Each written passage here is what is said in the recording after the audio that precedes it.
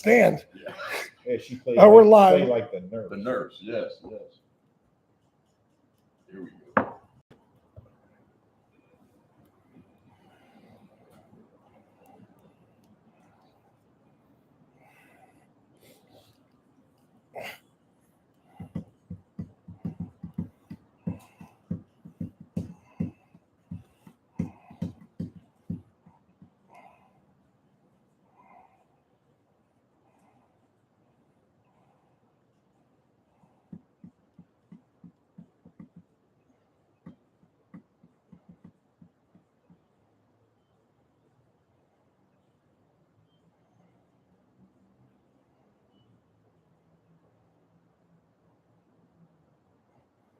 Good evening, everybody. Mi gente, welcome back to another installment of Highly Unoffended. You're thinking it, I'm probably going to say it, or at least we're going to try to flirt and try to get your mind moving in one way or another. Beautiful, nice night tonight, fall night, sun's still out, don't feel like a vampire. Thank you all for listening. Don't forget, go to YouTube, hit like, hit subscribe, check us out. If you're coming with us tonight for the ride, thank you. Buckle up. Get ready. You're definitely going to be stimulated tonight. As always, the show is brought to you by Number Juan Tequila. If you're not number one, you're number two. Who the fuck wants to be number two? I want to thank my last guest. Saturday night, we were rocking another episode with Tito Puente Jr. Tito, thank you very much. Once again, love talking to somebody that deep musical knowledge, and he's probably as diverse as me, man. That guy could talk music, love it. Can't wait till we meet up again. Want to send some love to Nick Bossi and the boys playing shows out at in Austin, Texas this week.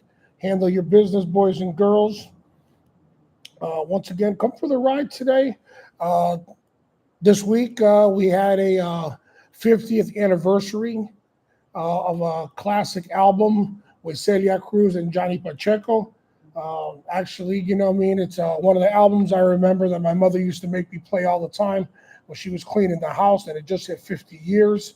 And my mom still owned it. I talked to her today, and she still got it in the record collection. Damn. Billboard has named that album one of the most essential must-own salsa albums to have. So check it out. It's got Celia and Johnny on the cover. Got some major freaking hits on it. They all just remastered it. They just released it out. Check out that album if you're into it. And if you're not, check it out anyways. You might expand your horizon.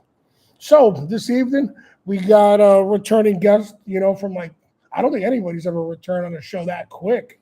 You know what I mean? He either liked it or I pissed this dude off. A couple of weeks ago, we talked about some AR. It was on the AR episode. It was with Mr. Dave P. He came back on the show. Like I said, he either liked it or, you know what I mean? He caught some flack of hanging out with the mids and me. So he had to come back. We got my man Chuck B from Force Management Systems in the house. He's been on the show before talking about use of force and stuff like that. You might recognize his name or his mug, but he's been on the show before. And we're cruising in quickly and fastly to the elections, are we not? Mm-hmm. And so somebody said we should have a little talk about it. You know what I mean? I was like, I'm always open. And Dave, I gotta say thank you for coming back, because your side never wants to talk. Oh, they never want you. Like they'll fire across the bow. I just saw a legend just walk in. There you go. You guys will catch up later.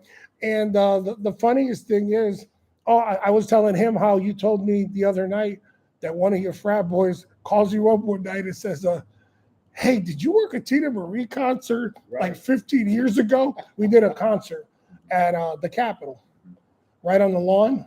Yeah. And Dave was working with us, and one of his frat brothers is watching something on YouTube. It calls him up in the middle of the night. He goes, I was watching a Tina Marie video. He goes, is that you on the corner of the fucking stage? He goes, yeah. He goes, I thought that was you, man. He goes, I wasn't sure, but that brother looked like you. And he goes, yeah. He goes, that was me. I was working. He's like, yeah. He goes, it was hysterical. But yeah, we did a Tina Marie out there with Carl Thomas, right? Mm-hmm. Carl Thomas, that dude showed up like he was like a bum. Actually, one of our guys stopped him, and they're like, and the guy goes, "Yo, I'm singing." He's like, "Singing what? You look like you're singing the blues." He was all bummed out, man. He was all like messy and shit. It was crazy. I was like, "Fuck," but she looked fab. Mm-hmm. She sounded fab, and it was funny because at that time, um, Vin Baker's man, that was for Vin Baker. Mm-hmm. They wanted to bring in Rick James, Mm-hmm. but at the time nobody wanted to mess with him because brother was just too flighty because he was on the booger sugar too much, cocaine. It's a hell of a drug. Mm-hmm. And so the thing is, they said that you would book him and he just wouldn't show. Wow. So everybody was so scared of him. But everybody wanted him because motherfucker's Rick James. Right. But they just said my man was too flighty, and because when I asked, the guys hiring, they're like, "Dude, we want him, but we scared of him. Because what are you gonna do when you got a lawn full of?" And what they say we did 17,000 on that lawn that day. I think it was like 15, 17 over there by the Capitol. Open, yeah, a tactical security civ. You couldn't control it. We pretty much controlled the stage and we let the rest happen. Right. You know what I mean? We had guys like Dave up at the stage and we're like, "Yo, we're here for the performer and that's it." Mm-hmm. And whatever else, HPD got it. But yeah, like I said, Tina Marie came in, Carl Thomas. He was up there and Rory Edwards too, right? It was a good weekend. Yeah. Was it Rory Edwards with us that night? Remember Rory? Yep. Like I said, we had a bunch of heavy hitters though. We had heavy hitters, good Lord. But yeah, there was no schleps in the house, good Lord. No violence, right? Yeah. Cool. It was grown and sexy. It was, you know what I mean? Look at the music. Yeah. There was no young punks there going, "Yo, we're gonna go see Tina Marie." Right. So it was all, we had cats there with their kids. Right. Sitting So, on blankets. And stuff. Yeah, it was grown and sexy, Right. Yeah, regardless of, it was grown. So just easier to manage. So yeah, Dave came back, and we're gonna kick it up with a little bit of the election. Last time, we did more about guns, and Dave, Dave put his thoughts about guns out there. I threw mine out there. You know what I mean? He kind of saw that, it's an equalizer. Sure. And you know what I mean? I tell everybody, if you don't want a gun, that's fine. Don't go get a gun, but don't fuck with mine. Right. But you got people that want to take guns because bad stuff happens. But okay, DWIs happen. Yeah. People hit other people and they have car accidents. Are you taking cars away? You're not taking cars away. You know what I mean? And when it comes to children, look at the statistics of children drowning in the swimming pools. Nobody wants to look at that because it's very ugly. Right. Because who really wants to freaking put on the news that the kid drowned because mom went to go get another glass of fucking Merlot or Pinot Grigio and the kid fucking fell into the pool? Right or wrong? Right. There you go. Mom sipping on the Merlot. The kid jumped into the pool. And the news, they can't make it a gang narrative. They can't make it a black, white, Latino narrative. Right. It's just fucking tragic. But nobody's trying to fucking throw cement in pools and saying pools are bad.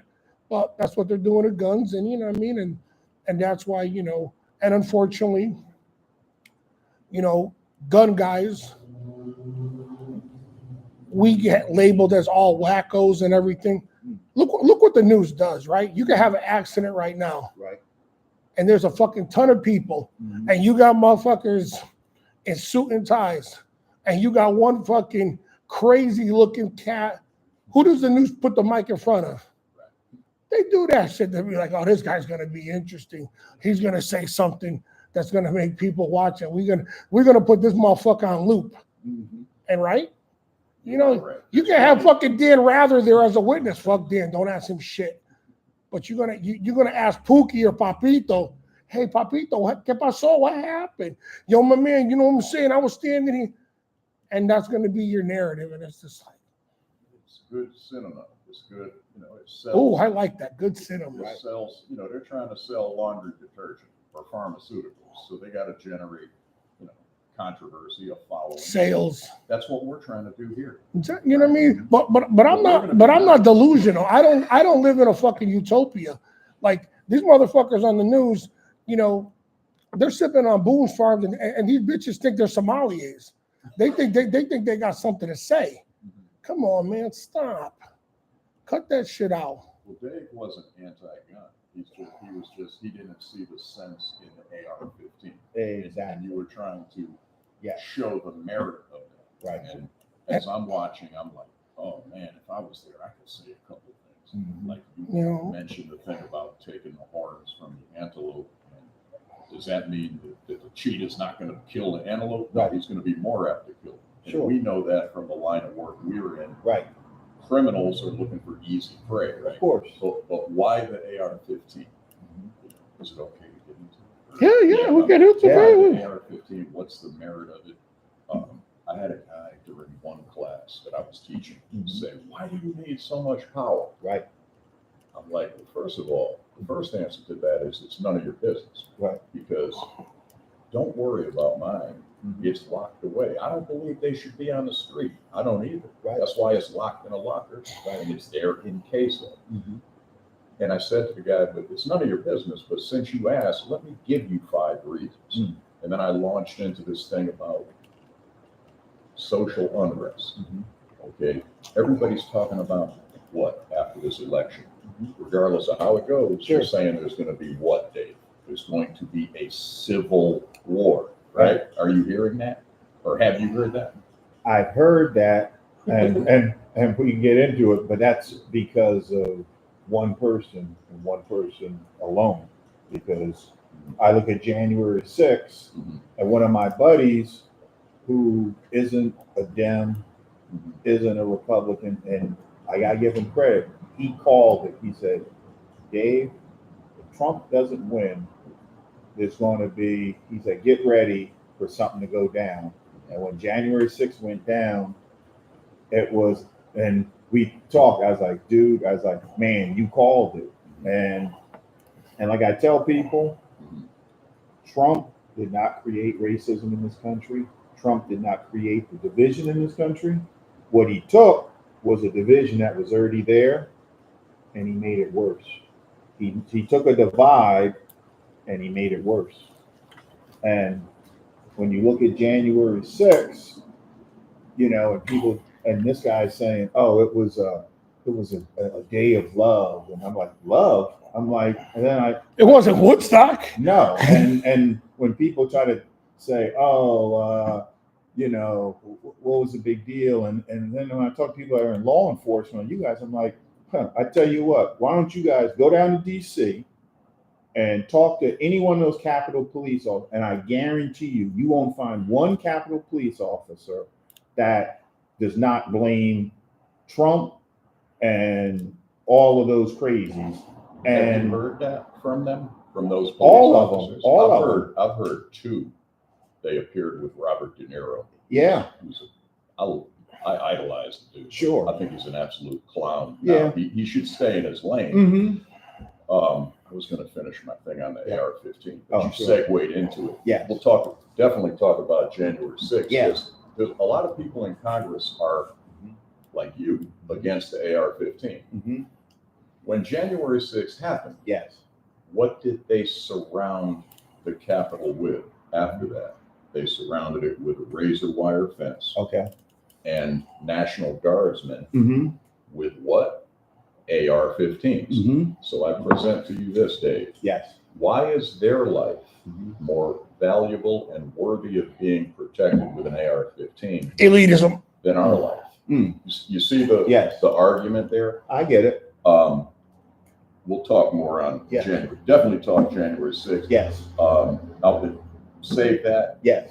That's the type of social unrest or civil war Right. that where an AR-15 might come in handy, because it's more powerful than a handgun. It's more efficient at stopping a human body Yeah. or stopping a threat. Right. It's not being used to shoot.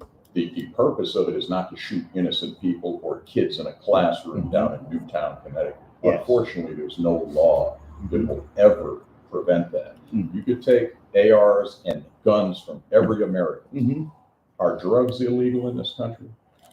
Drugs are illegal, right? Yes. But we can't stop shiploads of drugs from coming. That's right. Is human sex trafficking illegal in this country? Yes. But we can't stop boatloads of humans being trafficked in. Yes. What makes us think that if we take guns, if we Mhm. seize guns from everybody, Mm-hmm. or we voluntarily give them up like Yes. good people, Yes. like many folks would like us to do, Mm-hmm.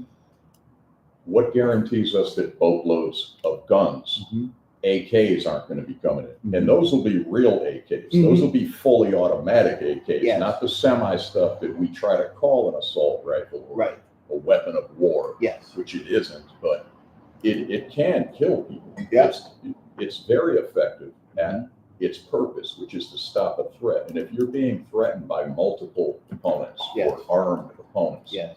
it's more efficient at stopping the threat than just a handgun. A Right. handgun is something you use long enough to get to your rifle. Right. That's Sure. tactical dudes or cops talk that way. Right. I'll wrap it up and then we'll go into January 6th, but Yes. I've seen dudes beaten to death. I've been chased by 300 dudes with planks and shanks who wanted to kill me, Yes. or they wanted to kill somebody. This Yes. was in a prison route. Yes. They might have run past me to get to somebody else. But when Yes. 300 folks are chasing you with weapons, you don't wait. You don't ask, is it me you want to kill? So Right. I look at an AR and I say, wow, that would have come in handy. Sure. What's to stop that from happening? Social unrest. Storm Katrina hit. Mhm. They had people housed in the Louisiana Superdome. There were groups of people going around systematically gang raping and beating people to death. Mhm. Do you think an AR-15 would have come in handy at that point for those folks as a self-defense item to repel a mob of violent people? And then, so social unrest, if an electromagnetic pulse hits and we have a world without rule of law, like in New Orleans, you get very animated. Should I not do that? Yeah, go ahead, I'm go ahead. Italian, man, so That's okay. you talk about You just- stuff. You typecast yourself. That's okay. You I can't know, I accuse me just of did. doing it. I just racially. You just racially Myself. yourself. That's I don't shame me. Damn it. What I thought coming over, this ain't gonna be this isn't gonna be a huge argument. We'll offend each other by stuff we say, but Sure. my goal is to win you over. It's not to use ad hominems or offend you or insult. No doubt. It's to try and win you over. Right. Get you to see my point of view, Yes. and vice versa. Most That's definitely. the beauty of human interaction. Yes. So in in Katrina's, Mhm. keep going back to Storm Katrina, Yeah. the cops left because 75% of them were corrupt anyway. Okay. New Orleans PD was the most corrupt PD. Yes. I And heard that. many of them killed themselves because they knew the jig was up. Okay. That their badge meant nothing now Mm. because all they were was a high-paid gang. Yeah. They were putting contracts on Yeah. people. So now you have this world without rule of law. Do you think an AR-15 would come in handy there? That's the argument for the AR-15. Okay. It's more effective and efficient at stopping a threat. Mhm. Women love it. Mhm. They actually shoot ARs better because it's held with two hands and it handles recoil better than a handgun does. Very easy weapon to It's an operate. easy weapon to Good Lord. because it's not a huge. It's a powerful gun because it's a rifle. But as rifle rounds go, and Jimmy hit this on the podcast, he said hunting rifles are more powerful than it's a .223. It's not the most powerful rifle caliber, but it is a rifle caliber, so that makes it more powerful than a handgun. Gotcha. So when you're holding that rifle in your hand, it's more easily controllable. That's why women, when they shoot it, they have a rush and they love it. And I'll end it with this so you can talk because I want you to talk. Yeah. But you know who Ida B. Wells is? Yes. Yes. Civil rights activist Yeah. from the 1800s. Yes. There's a very famous quote attributed to her, and this is what she said. She said, "A Winchester rifle should have a place of honor in every black person's home." And she may have used the word Negro, or she may have used the word colored, whatever the vernacular was of the time. Right. But why the Winchester rifle? Why did she say that? The Winchester rifle was the AR-15 of its era Mhm. because of its ability to bang, click, click, bang. You've seen the cowboy movies, Sure. the lever Yep. action Yes. with Winchesters, right? Yes. That was ahead of its time. Right. That was the AR of its era. You seen Ponderosa, damn it. Ponderosa.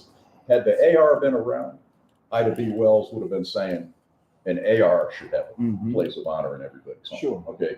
Why? Because it was instrumental in enabling newly freed Black people to thwart the efforts of the KKK, who were coming onto their farms, their property, trying to terrorize them, trying to get them to vote Democrat, Right. actually, Yeah. because they were Republicans. Sure. They Yeah. voted Republican Yes. because that was the party of abolition of slavery. Yeah. And we're gonna have some fun. Oh yeah. Yeah. Can't Right. wait. But because that Winchester rifle was so effective at helping Black people protect their families and themselves, Equalizer. yes, Equalizer. and it was the equalizer. It repelled the Klan Right. to keep lynching from happening, Mm. or at least provide an obstacle toward that. And she recognized that. So I posit that had the AR been around, and Ida B. Wells went on to say a Winchester rifle should have a place of honor in everybody's Sure. home, not just Black people, Right. but everybody. You have a right, you have a God-given right Yeah. to protect yourself. Right. So that's the argument for the AR, and I'll shut up. But you do know that in California, when Ronald Reagan was the governor, Yes. they took the rifles away from the Black Panthers because all of a sudden Black men all of a Yes. sudden have rifles, and all of a sudden they're like, no, now you Yes. guys can't have this. So in regards to Ida B. Wells, and Mhm. that didn't stop Black people from being lynched, because it doesn't matter if you could give all the Black people you want back in the late 1800s and early 1900s, you could give them all the guns you want, but it's not going to matter when they're not the ones that are running the show. The white sheriffs and all that, that didn't protect Black people if they had a rifle, because guess what? They still were getting lynched and raped and murdered and all that. And like I said, they took away the guns from the Black Panthers and had gun laws back in whenever it was, the late 60s, whenever Ronald Reagan was Governor of California. Right. Yeah. You were reading my mind, because I was actually going to bring that up. The one thing I disagree with. Yes. See, Ronald Reagan is usually the patron saint of modern conservatism. Yes, he is. But he did do something real effed up, and he did it to try to thwart the efforts of the Black Panthers. Yes. Now, a lot of them were. What you'll find out if you research the civil rights movement, which is great, Yeah. it should have happened. I'm glad it happened. Yeah. You're glad it happened. Right. It's part of American progress. But there was a lot of communist influence behind that too, because they were trying to sow dissension within our country. Right. So this is where, and we'll get into left wing and communism and socialism and Marxism. We'll talk about that probably. But yes, to your point, I'm absolutely with you that is a bad thing he did. There's a famous picture of Malcolm with an M1 carbine, Yes. right? Yes. Okay, By any that's means that's his right as an American. Yes. And that should not be infringed. And as you can see, you're actually making our point that gun control is racist. You know why the machine gun? You know why we can't have automatic weapons in America? Why? Because all those WAPs in the 20s were using Tommy gun. Can I say WAP? I could say that, right? Without papers. All those gangsters. Am I going to be banned? Are you going to be banned? No, I'll be. Maybe the Italian Americans won't listen to I'm me sorry. anymore. Well, No, what he's talking about is the Tommy gun, Oh yeah. the Thompson My- machine gun. You could mobs. buy that at a hardware store back in the day. Yeah. And it wasn't until 1934 where they put the NFA, the National Firearms Act, into place. And they said, well, if you want to own this kind of weapon, you got to pay $200 for an automatic weapon or for the silencer. And $200 back then, and 30. How much money was in 1934? For whatever. For a Tommy gun? $200 was a king's ransom. Was it too? Oh yeah, that was. It's still $200 for the tax stamp. Yeah. Thank God, How much was the Tommy gun itself? Oh man, I forgot. I'll look at it in a Look at minute. some old guns. You know what I mean? Yeah, the Thompson. Yeah. And then, you know, like, and if you look, there's like, you ever heard of the St. Valentine's Day Massacre? Mhm. So those guns were shooting 45 caliber bullets. Okay. And when they shot those dudes and they were standing shoulder to shoulder, Yeah. they pretty much almost sawed those dudes in half Mm. because all they did was this. Ah. So they pretty much forensically sawed those dudes in half with 45 caliber bullets. And that was the what they call the St. Valentine's Day Massacre, you know, and it was, you know, that was during the Prohibition and all the Elliot Ness and, you know, all the Italian American, you know, non-law abiding citizens. I'm trying to make your point about the racism in Yeah. gun laws. That's Right. why I used the racial epithet Yeah. WAP, because it wasn't just WAPs. I think it was mixed that they killed. Mm. Wasn't it the Moran? Yeah. Wasn't Bugsy Moran and Al All them Capone guys. beefing with You each know, other? and people, don't get me wrong. You're any person that's ever come to this country, there's always a black market, and who fucks with their own people, Sure. So, you know, I don't give a fuck if they're European, South American, Central American, Eastern Bloc. Everybody in every ghetto, and if you know Charles, tell the definition of ghetto. It's an Italian word. It means an enclave of people. It's actually an Italian word. Every migrant group settled in ghettos. If you came to Irish ghetto, Spanish ghetto, Jewish ghetto. Sure. And I'm So now Italian, by people the think way. that people think When I ghetto said is that, just. Yes. bad word. I'm joking, poking fun at Oh, myself. sure, 'Cause sure. I'm actually a WAP. Yeah. So a lot of people really don't know what ghetto means. Mhm. They have no idea that any concentration of people is just that whatever a ghetto. Right. So that's why some people are like, well, why would you say that, dude? You know, go read a dictionary for 2 seconds Sure. and come back Everybody's to us. gone into a ghetto, especially at the end of the 1800s when a lot of European migrants came. They were of all different, they had different languages, different cultures, so they were redlined. Because I know the subject of redlining will come up. Everybody's been redlined to some degree, and Sure. it's been done by design to keep everybody from killing each other. Because if you were in New York in the 1800s, in the late 1800s, 3 out of every 4 people you talked to would not have been born in the United States. That's how big the influx of migrants was. They were Europeans. There were actually restrictions on non-Europeans, okay, which is kind of racist. Yeah. But when you think of people assimilating and everybody trying to get along, other groups of people came later. I don't know your heritage, but I would venture to say your ancestors have been in this country longer than my ancestors had, Right. if they were part of the transatlantic, some of them. if they were brought against their will. Yes. Okay. What has kept some folks that look like you from still being able to fit into the mainstream? Here's my theory. You know Thomas Sowell is? Yes. Okay. Thank you for at least knowing who he is. Yeah. I believe he is the smartest human being alive. Is he down in Florida? I'm not sure if he's in Florida. He's Black dude. 94 years old. Yeah. He's an Yeah. economist, Yes. professor, and he keeps it real. He's Yeah. a black man who's Yeah. been through slavery and Jim Crow. Okay. He was a U.S. Marine. He started out as a socialist, Mm. and then he said he woke up. Mhm. You know, he started to get in touch with reality. Yep. And he's very, very conservative.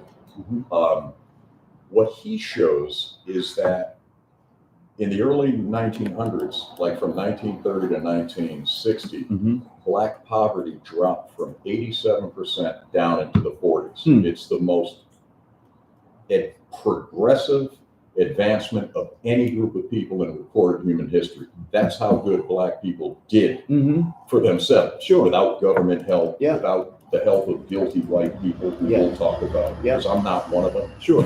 Sure. Because, you know, we can go into where I was brought up and Yeah. who my wife is and where I'm not even going to pull those cards. It Yeah. doesn't matter. But I'm not. You could look at me and say, "Oh, that's a neo-Nazi. He's 6'3", bald-headed, white as hell. He's a neo-Nazi." What's that? Cracker. So, but then you wouldn't really know me. Sure. So what I don't attribute status. I notice your skin is darker than mine, but I don't attribute any status. Sure. I don't attribute anything Yeah. to that because Right. I don't know Dave Right. till I start talking to Dave. And Yeah. that's called treating somebody like an individual. And I sense from listening to you the last podcast, that's what's in your heart. And Most that's how definitely. you do stuff. Most definitely. So with that progress, we often ignore the progress blacks made from the 30s to the 60s. And then there was progress from the 60s till now. Yeah. But the progress of black people in terms of poverty such and overcoming that, it was going at an exponential rate. When the 60s hit, it slowed to this. Okay. What do you think caused that? Well, it was quite a few things. I mean, like you said, redlining is one. I know a lot of things that, you know, when you talk about like critical race theory, where a lot of black men and men in general with the GI Bill and things like that, black people weren't allowed to move to the suburbs, and a lot of times they were stuck in certain areas, so they weren't able to advance in some of these cities. So a lot of times and then the other thing is they said they weren't getting the same type of benefits in terms of home ownership and things like that. So there wasn't the same type of advancement for blacks that came home from the war as it was for whites. So we're talking like World War II. Right. And I have heard that. Yes. Which will affect a generation. But there's no restriction now, right? And there hasn't been restriction. Redlining was done away with in the 70s, actually. And banks give loans to people who have the credit and the capital. Sure. You're just a manila folder, Because they're in baby. the business of You're making just a money. manila folder. Right. And banks approve Chinese people or Asian people at a higher rate than they do white people. Banks racist against white people? They approve Asian people at a higher rate. Are they? No, they're not. The white people don't have the credit in a lot of cases that the Asians do. They're playing the numbers. That's it. They're playing the numbers. The richest people in this country, in terms of household income, are Indians from India. Right. They're brown. They're obviously not the recipient of white privilege. Yes. So if there is systemic racism or true barriers, why aren't they held back by that? It has more to do with culture. It has more to do with keeping families intact. Work ethic. Work ethic. And Sorry. taking your education seriously. Yes. And the point I was getting to is in the 1960s. Yeah. And Ramon hit this at one of your earlier podcasts. Lyndon B. Johnson. Yes. Gives this speech at Howard University. Okay. And he says, you can't expect a people to be in chains and then bring them to the start of the race and expect them to compete equally when they've been in chains for 100 years. Yet black people had not been in chains for 100 years. They'd been out of chains for 100 years and had improved their financial status in the world by that remarkable amount that I mentioned from the 30s to the 60s. Sure. They did that by their strength. Sure. By keeping their families together. Because black marriages, black families were more intact than white families during that period. When you break a family apart, that is the atomic structure of society. You break the atomic structure of anything apart, the overall structure disintegrates. The key to success in America, this is right from the Brookings Institute, wait until you're married to have kids, finish high school, get a job. If you do those three things, there's not a 97% chance you will not live in poverty. There's like a 75% chance you'll be part of the middle class, which we consider success. Sure. You have to look at groups of people who are choosing to do those things, and it's a choice. Nobody can make somebody have kids before they're married. Keeping it real. Nobody can make somebody drop out of high school. Nobody can make somebody not get a job.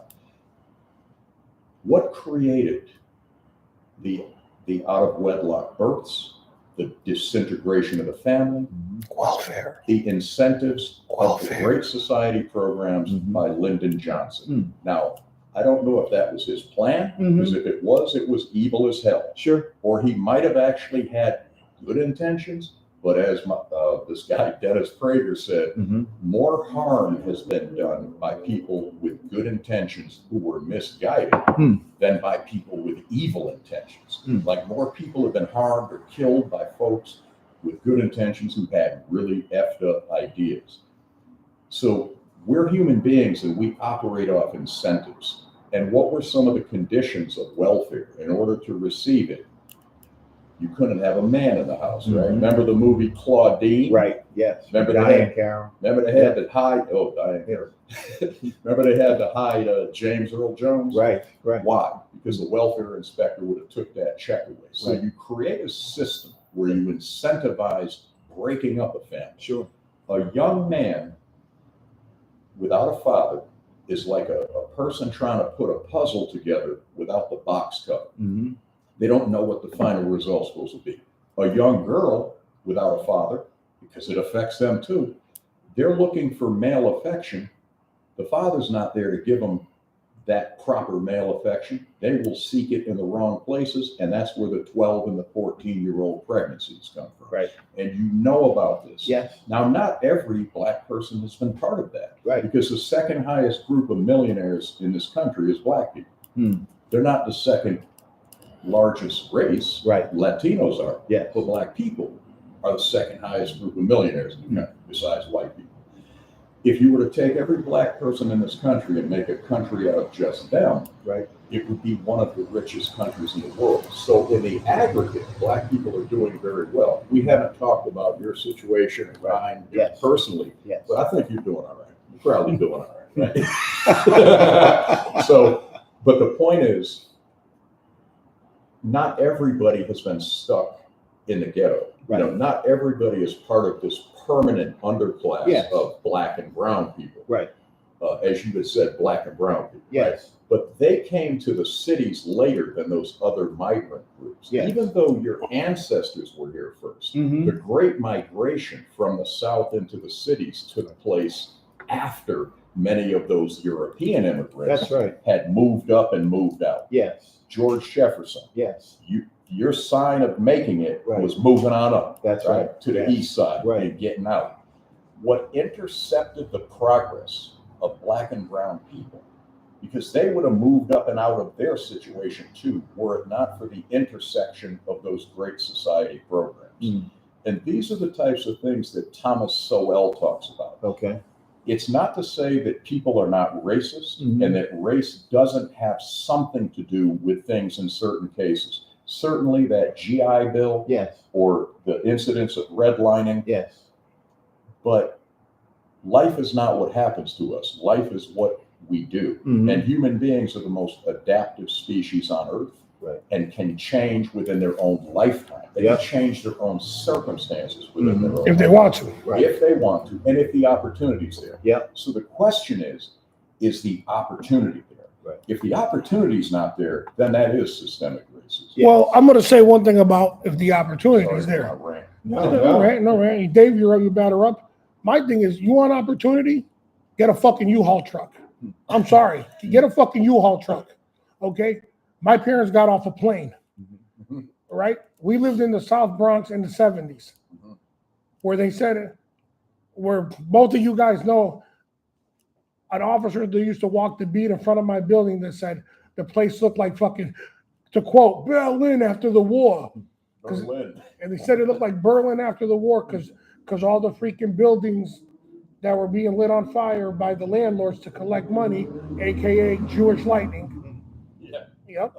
And that's what this guy said. He said, and they said that freaking, I think Time Life said that the South Bronx in the 70s was the worst place in the world to be at. Fort Apache. Exactly.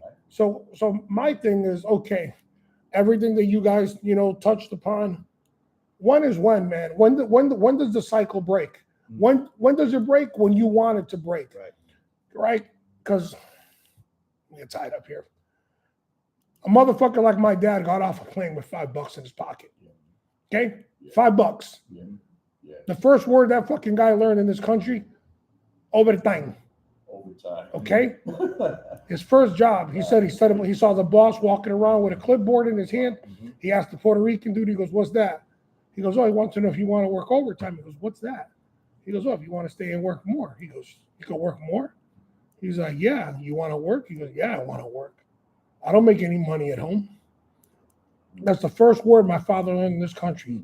Overtime. Over time. Okay, overtime. God bless him. Oh, God bless so I have a problem with the ghetto-ness. Mm.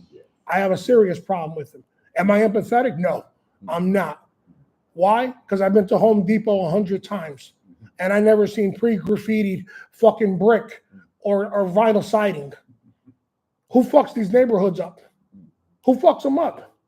Who fucks up the North and the Hartford? Do white people come down 44 and fuck up the North and the Hartford? They better stop them white people coming down from Weetag and Avon and West Simsbury. If you talk to some elderly people from the North End, which is actually where I was raised, so we'll talk more. So my big thing is, when do you want to break this thing? Okay, Obama came in, right? And oh my God, they put him on these posters, shirts, and they wrote hope, hope, hope. Hope is a noun, not a verb. Right. So I'm sorry about that hope shit with fucking Obama. Hope. Who I voted for twice. Yeah, you were hoping for something, right? Yeah. You know, what did Chris Rock say? I'm still waiting for my fucking Obama prize in my cereal box. That ain't show up. So hope is a noun, not a verb. No action, like the dude did, no action. But what I'm saying is, when does the cycle break for the communities, man? When? When people make decisions and when leadership changes. And that's why you're seeing an exodus of a lot of black people from the Democratic Party because it is Because they're not playing the pronoun game. well, one, the LGBTQ thing, 1, 2, 3, or barbecue, trans y'all. thing. Most black people, and you can back me up on this, Dave, you're actually conservative in terms of marriage, in terms of, but when you're trying to build a coalition and an army, or when you're going to war, try to win something or win a movement, you got to build a coalition. So now all of a sudden, it brings up blacks have to team up with LGBTQ and trans, and Hispanics have to, or Latinos have to. Even Latino gangs started taking white dudes back in the gang day, right? What's that? Right? They started doing what? Even Latino gangs started letting white dudes into gangs, right? To The numbers. To bolster their numbers.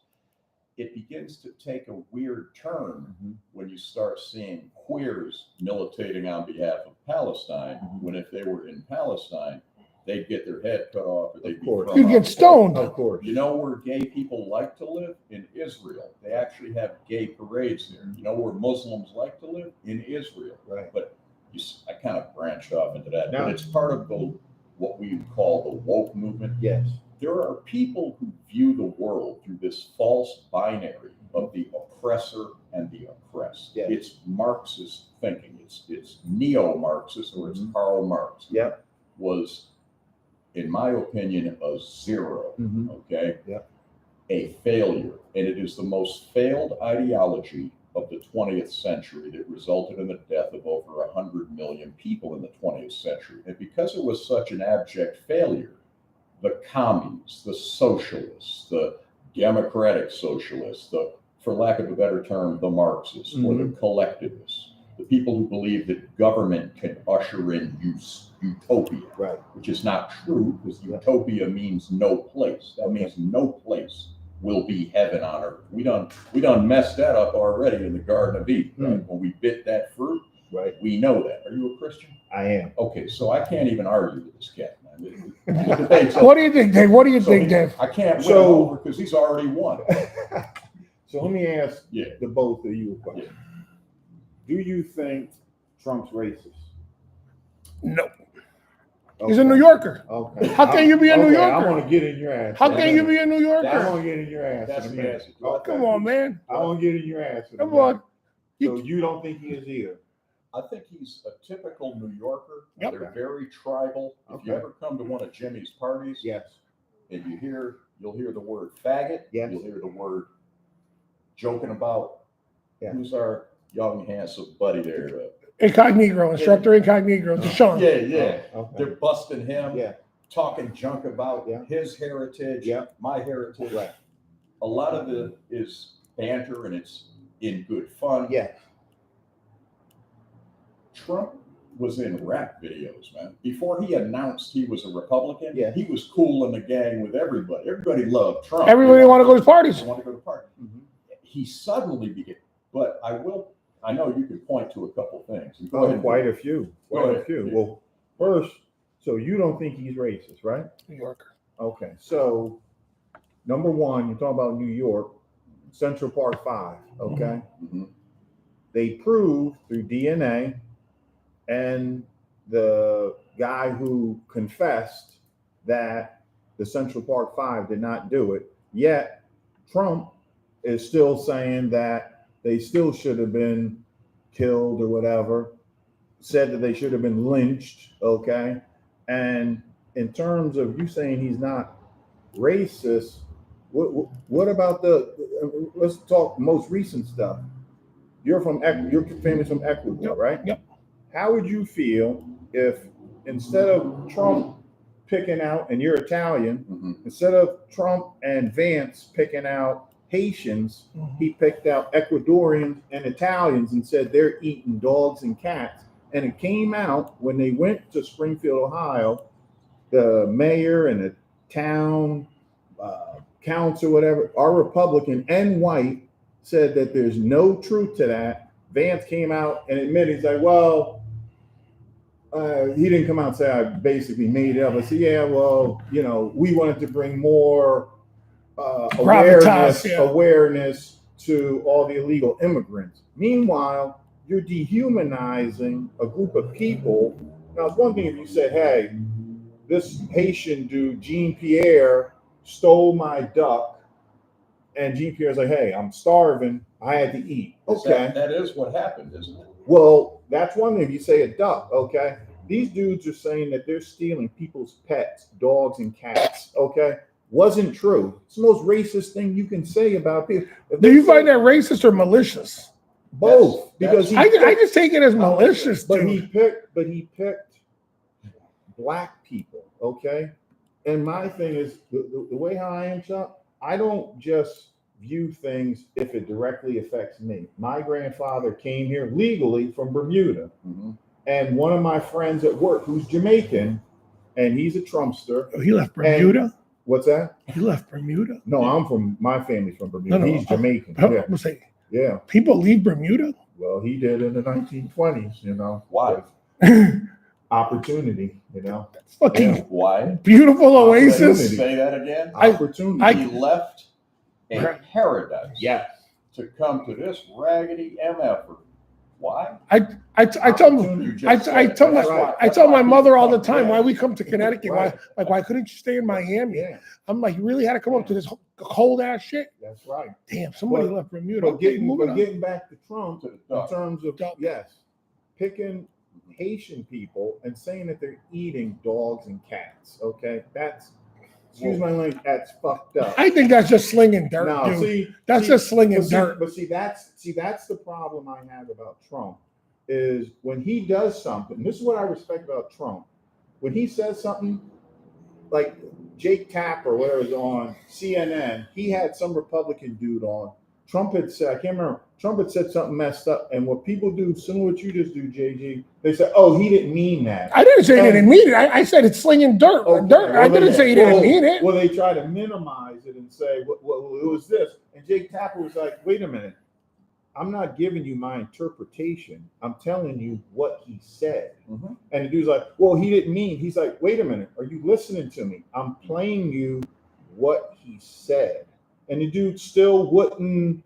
He was like, well, and that's the problem is like, if I respect Trump, when people try to say he didn't mean it, Trump said, yes, I did. I did say that. But people make excuses for him. In terms of like with Hispanic people, which I don't get, out of all the modern day presidents, it took him 2 years to hire a Hispanic for his cabinet. Who do you think built all his hotels and everything? Come on, man. He hired mad dudes. Yeah, he's hiring them, but how about putting the dude on his cabinet? It took him 2 years to hire a Hispanic. Okay, so you're just an affirmative action dude then. Hire somebody because their skin color, not because they're qualified. Stop. No. Slam the brakes. Slam the brakes. No.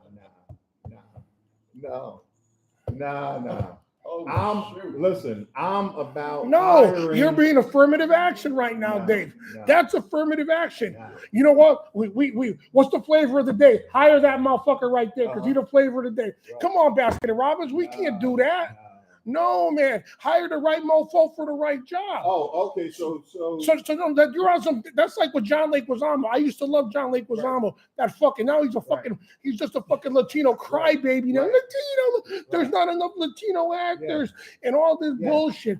Come on, man, stop. Okay, so all these other dudes, including, and I'm not just breaking it down of white, black, Republican. I'm talking just him, George Bush, Ronald Reagan. They had George Bush Jr. had Condoleezza Rice. He didn't hire because she was black. She was the most qualified. I'm all about hiring the most qualified. Right. So why are you talking about that it took him 2 years to hire a Latino? I don't care. Because what I'm saying is he purposely because he didn't. He had the whitest or the most non-diverse cabinet ever. But you just said you believe in hiring the best person. That's who he wanted. And I don't think he did, because look at his cabinet. Okay, there's never been a modern day president that had more people who were fired, quit, and look at. Okay, I brought some stuff here. Here's my thing about him. Okay, name me one prominent Democrat that's left the party because of Biden and Kamala Harris. Give me one, and I'll give you a dozen Republican generals who have come out. I'll name one right now. Go ahead. Who? President Biden, aka Weekend at Bernie's. Wait, what? Dude, President Biden, watching President Biden on stage was like Weekend at Bernie's. Yes. I agree. Okay? I agree. They should have been holding him up like this. I agree. Dude, it was a mockery. Exactly. Of like, and that's why he stepped aside. And what about this dude? See, here's the thing. Here's the difference between Dems and Republicans. Dems will admit that Joe Biden, and I had this discussion at work, to think that Joe Biden and Trump are only 3 years apart. Joe Biden walks and talks like he's about 15 years older than Trump. I'll admit. Imagine how much cocaine. You know how much cocaine Trump had to do at those parties. Why did you vote for him then? What do you mean? Well, 4 years ago he wasn't like. I'm talking about right now. How would you know he wasn't like that? He never came out of his basement. He's deteriorated over this period of time. Biden never left his basement. He used COVID as an excuse to remain sequestered. He has been a bumbling fool. Okay. He's been a bumbling fool for 50 years of his political life. His dementia, it has accelerated, but he was demented when he ran for president. Okay. He's a clown, man, but he's actually disabled because of dementia. Right. And to answer your question about name a Democrat or a president who has lost more people or had more people fired or who more people left, Kamala Harris. Kamala. What do you mean? Kamala. What do you mean she had more what? You know how many people have left her because they couldn't work with her? That's actually like a record number. But name me a prominent one. And I'll give you all her staff. Yeah, but see, you're just saying staff. I'll give you John Kelly. Yes. I'll give you Mike Pence. Yeah. I'll give you Bill Burr, who was the Attorney General. I'll give you Mike Esper, who was the second Secretary of Defense. I'll give you the Joint Chief of Staff. How many people General of color? Mark Milley. How many of color? I'll give you the first Secretary of State, Rex Tillerson, that called Trump an idiot. I'll give you Nikki Haley. I'll give you the second National Security Defense, H.R. McMaster. Nikki Haley. Okay. She didn't. Nikki Haley, first ambassador. Okay. I think when he wasn't in, when wasn't the president anymore. She was no longer. She the left ambassador. after January 6th, okay? Of When what he year? called on the January 6th, when we had the She should have she left stepped in down. November. Her term well, was- she her stepped term was down. up. Okay, I'll keep going. We got John Kelly. Yeah. We got the former acting chief of staff, John Mulvaney. We got the communication of director Anthony Scaramucci. We got the communication director.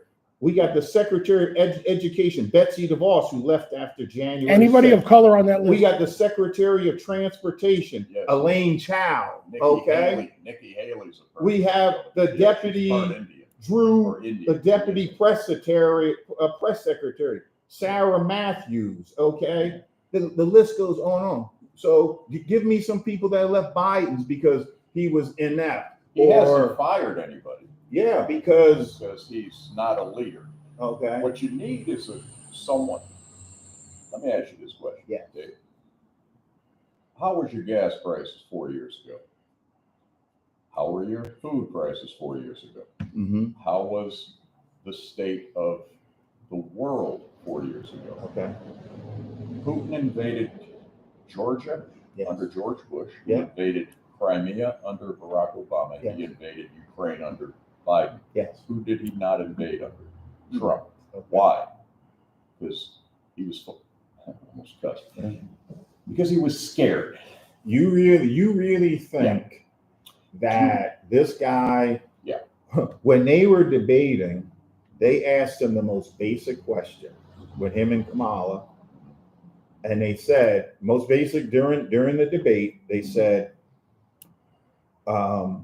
between the Ukraine and Russia, are you pulling for Ukraine to win the war? And he couldn't even answer the question. He said, well, if I become president, I would just like to end war. It's like, wait, are you for Ukraine or not? And hey, if you're not, just say it. Are you for Ukraine? Yes. Because I listen, I don't believe in giving unlimited money to Ukraine, because actually Go give some to I've Florida had, right now. I've had this discussion with some of my Native American brothers on the reservations. I'm like, can we help the Native Americans? Can we help white, Black, Latino, and Asian veterans here in this country? My thing is, can we help people in our country before we start giving unlimited money to Ukraine and to Israel? Can we help the people that are starving and having a tough time here? You know, can we give up? I don't have a If you want to get fed in this country, go to prison, because they can't feed the homeless. But go ask an inmate if he's ever missed a meal yet at the Department of Corrections. The answer is big no. Go to Mexico Yeah. and sneak back over the border. Sure. And you'll get everything you need. Right. So maybe we should worry about our own border, Yes. and a little less about the Ukrainian border. Mm. Now, Fair enough. Putin is a slack-jawed rat. He's a piece of garbage. Yes. Okay? I'm not an apologist for Putin. Right. But understand why he did what he did. At the end of the Cold War, Right. Russia promised not to go back into any of their former Soviet satellite countries. Yes. And we promised not to expand NATO. Mhm. Since that time, which was in like 89 up to 90, 92. Right. When the Cold War ended, Berlin Wall came down, Soviet Union dissolved. Mhm. We beat communism thanks to Ronald Reagan. Okay. I am a supporter of Ronald Reagan. Yes. I admire him. Sure. I don't admire what he did to it I Yes. think that was BS, because Yes. I'm a Second Amendment dude. So Mhm. don't be restricting gun rights. So I was going to bring that up. I'm Yes. glad you did. Yes. So we since the Cold War ended, 20 more countries have joined NATO, and they've moved toward Putin. Again, I'm not an apologist for Putin, but Right. do you think he has an interest, because of how he thinks, Mhm. in creating a buffer zone? Mm. Because in his mind, he's Right. thinking these NATO motherfuckers, they're going Right. to team up, and I'm done, Right. because we got 32 countries in NATO now. So Right. if we want to go to war, Yeah. which we're not going to do, Sure. because modern day countries shouldn't be doing things like this anymore. But Right. there's countries that still have kings. Right. And not everybody's like us. And- So do you think who do you think Putin wants to win the election? Kamala. You really do. Yeah, and I'll tell you why. Do you realize that under Trump, No it's way. the first time we've ever killed Russian troops in actual battle? They were from the Wagner group. Mm. It was very downplayed because you don't want that. It was in Syria. Okay. So as long as the Cold War raged on, Right. the only time we've ever fought, and you can check me on this, Yes. and any listeners can check me on it. I'm pretty sure they were from the Wagner group, which is like our Blackwater. Remember Okay. Blackwater Security? They were like paid No, no, mercenaries. Prince Eric Prince, he was a Navy No, SEAL, and he no. started this incredible. comes from big money, Oh. and he started a security company, but like with millions of dollars backing him. They had their own choppers. And they- The dudes that got hung from the bridge in Fallujah, Okay. those were Blackwater dudes. Oh. They weren't our military guys. Okay. They were actually- private they were contractors. contractors. So the Wagner group is that version for Putin. Okay. And I believe it was with them that our guys encountered in Syria, and we blew them away. Mhm. It was downplayed. So in terms of somebody being hard on Putin, Mhm. somebody, who was it? Stephen Colbert said that Trump should shut his mouth because it's a cock holster for Putin. In other words, he's blowing Putin. He's kissing Oh. Putin's ass. Oh. And that's kind of the assertion that Sure. they're buddies. Right. They're They friends. are. Well, if they are, Mhm.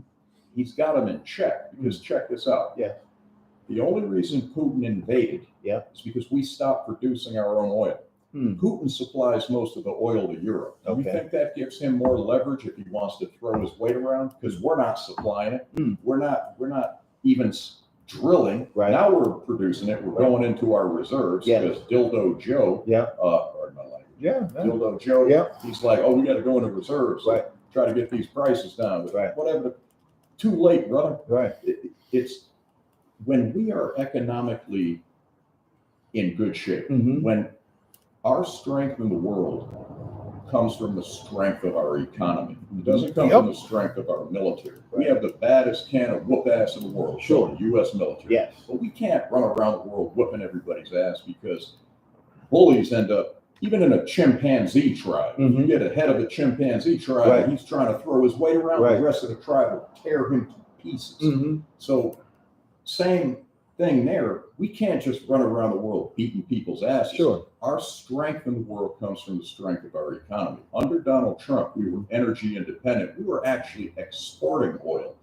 So that takes leverage away from Saudi Arabia. Yeah. That takes leverage away from Venezuela. Yeah. That takes leverage away from Russia. Russia can't throw its weight around. He sanctioned the shit out of Iran. Mhm. They weren't able to fund their proxies. Okay. Do you think October 7th would have happened under Trump? Hell no. Okay. In fact, he created landmark allegiances. In 75 years, there hadn't been an allegiance between Israel and its Arab neighbors Mhm. as it was in the Abraham Accords. Okay. And because Iran feared Yep. the alliance with Israel and the Arab nations, which didn't include Palestine, Right. because they don't want to get along with anybody anyway. They Mhm. just want Israel to not exist. Right. They're the genocidal people. Most definitely.